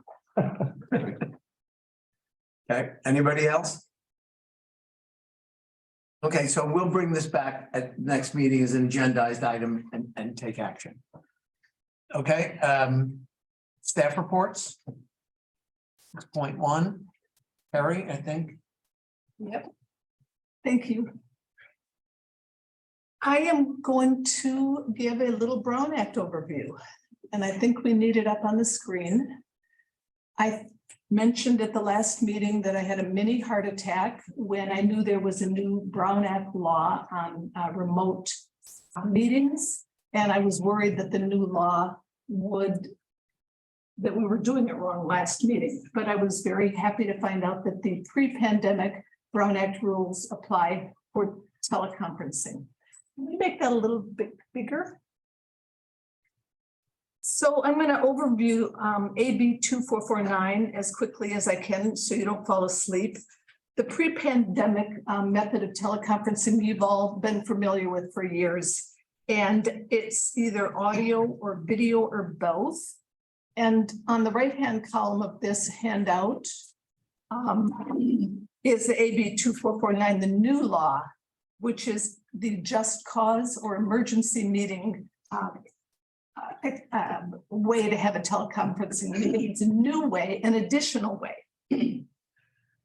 So under the pre-pandemic rule, audio, video, or both, in 2449, it's two-way audio-visual platform or a two-way telephonic conference and live webcasting. So it's got to be multidimensional. It can't be just a phone call, and it can't be just audio or just video. So when we're the pre-pandemic rules, which we're using tonight, at least a quorum of the board must participate from teleconferencing locations within the jurisdiction. And so we have to have a quorum within our jurisdiction at teleconferencing locations. Under the new law, we have to have a quorum in a meeting location, in a centralized meeting location. So we have to have a physical space. When you have the notice and agenda requirements, as you know, under the pre-pandemic, we have to tell where everybody is located, and they have to have a notice given the address, the suite, the office number, and sometimes they even provide a link to a map and a location. Under the new law, we have to say a little bit different. We give the public a call-in option, an internet-based service option, or the option to meet in person. So there's agenda requirements are not as explicit, and you don't have to identify the location of where the remote person is. Posting of agendas. This is always real tricky. So if under the pre-pandemic, you'd have to post the agenda. If you were in an office space or at your home, you'd have to post an agenda outside your house, on your bedroom door. Under the new law, you don't have to post agendas at each remote location. And that's wonderful, especially if you're sick. Paragraph 5 is, yep, you got it, accessible to the public. In both of, in the pre-pandemic, each audio teleconference location must be made accessible to the public, which has been kind of odd. So if someone was sick and couldn't attend, you still would have to allow the public in to attend that remote location. Under the new law, AB 2449, there's no need to make the teleconference location accessible to the public. So you can have a remote meeting in the privacy of your home or hospital bed or whatever. So it's a different game. Opportunity for public to participate. In the old law, pre-pandemic law, every party at every location could participate in the meeting. So if you were in a remote location under pre-pandemic law and a member of the public showed up, they could participate from that location. Under the new law, the public is not allowed to participate in the remote locations. I just want to mention there's a very clear law that in the event you have technology problems and the transmission is not working, you basically have to shut down the meeting. You can't proceed. Roll call vote is both types of meetings have to be done by roll call. And now the additional requirements for the new law, AB 2449, are just cause and emergency circumstances. So just cause means childcare. You have somebody that, or caregiving situation. a contagious illness that prevents a member from attending, a need related to a physical or mental disability, or travel while on business of the local agency. It can be just personal travel, but it's travel on the business of for your local agency or another state or local agency. And the other thing is a definition of emergency circumstances means physical or family medical emergency that prevents a member from attending in person. These kind of mush together for me. I don't really know the difference between just cause or emergency circumstances. But just cause is very easy.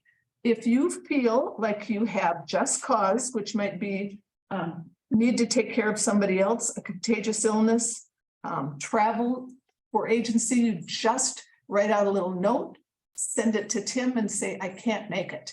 There doesn't have to be a vote. There doesn't have to be an approval. And then you can log in at the meeting and participate in the meeting legally. We would have on the agenda that you're not there, but sometimes that emergency might arrive right before the meeting. And it is okay to claim this just cause even right up to the day before a meeting. So it's much more flexible as long as you have a majority of people in this room and there's two-way video audio conferencing that they can participate. It's more complicated when it's an emergency circumstance. The person who is the board member writes and describes the emergency circumstance in 20 words or less, and they request the approval of the board.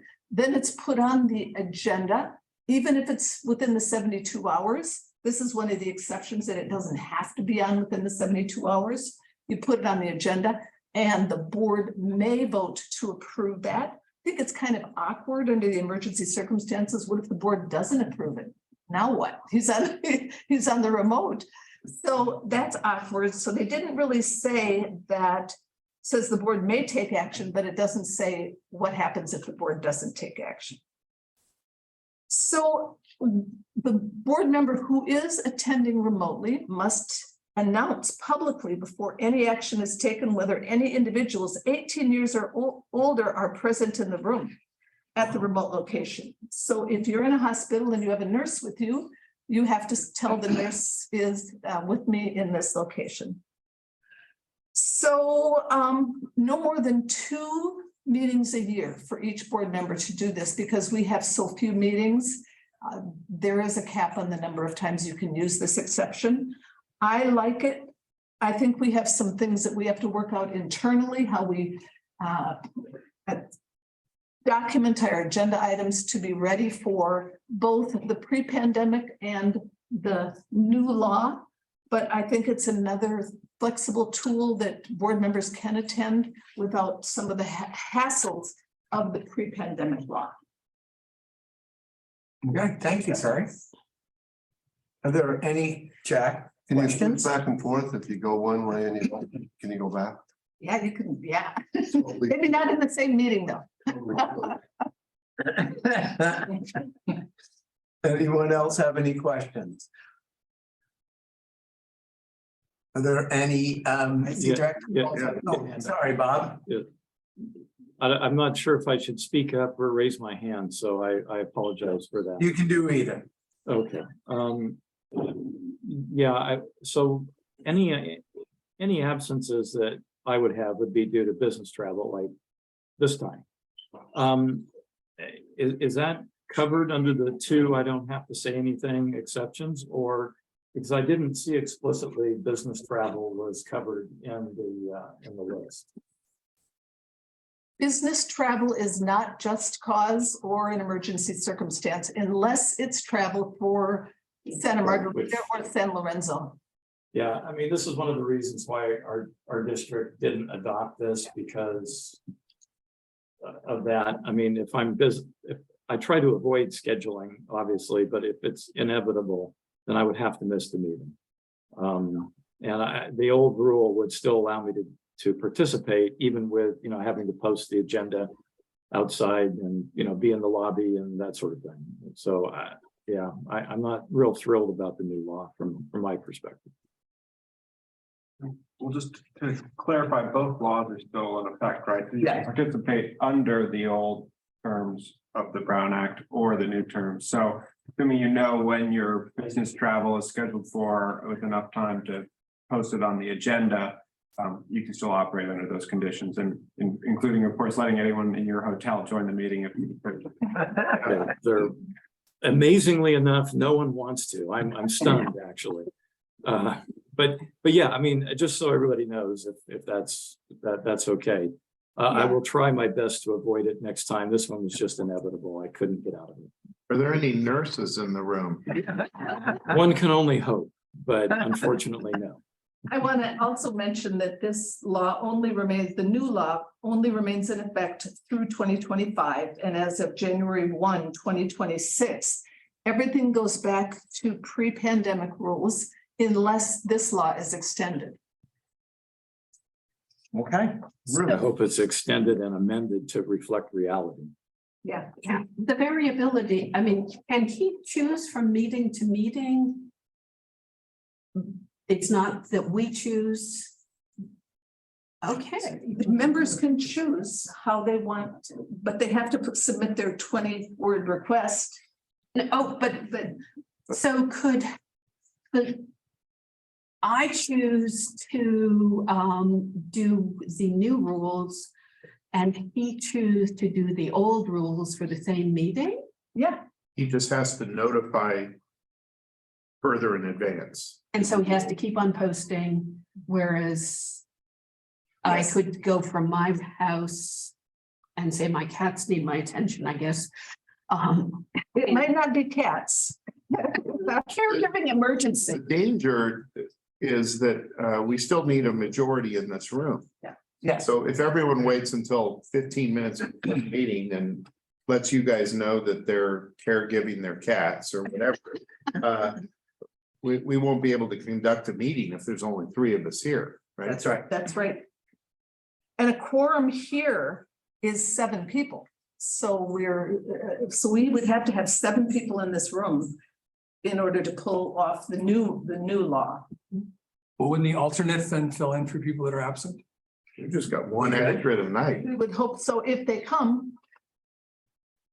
But under the old law, as long as everyone, the majority teleconferencing in are within the jurisdiction.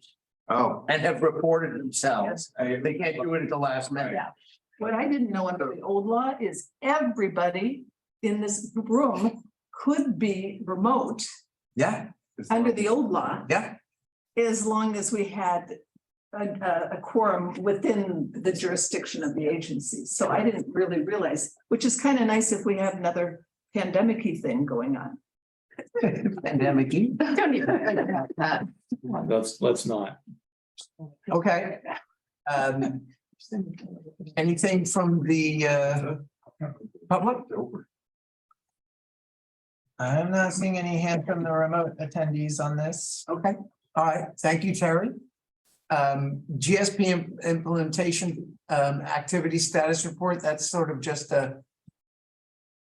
That's a standing item that will now be included in the packet. Rob's putting that together. I don't know if there's anything you want to say about this one specifically, but I think it was more just a reminder that it's in there and the intent is you're getting more frequent updates on all of those items. Correct. This one's a little anticlimactic because most of the items are actually on the main agenda. So it's not, doesn't feel as important, but the intent is to maintain this so that you're constantly aware of the progress that we're making on these items. Great. Okay, directors reports. Any directors have anything they'd like to tell us?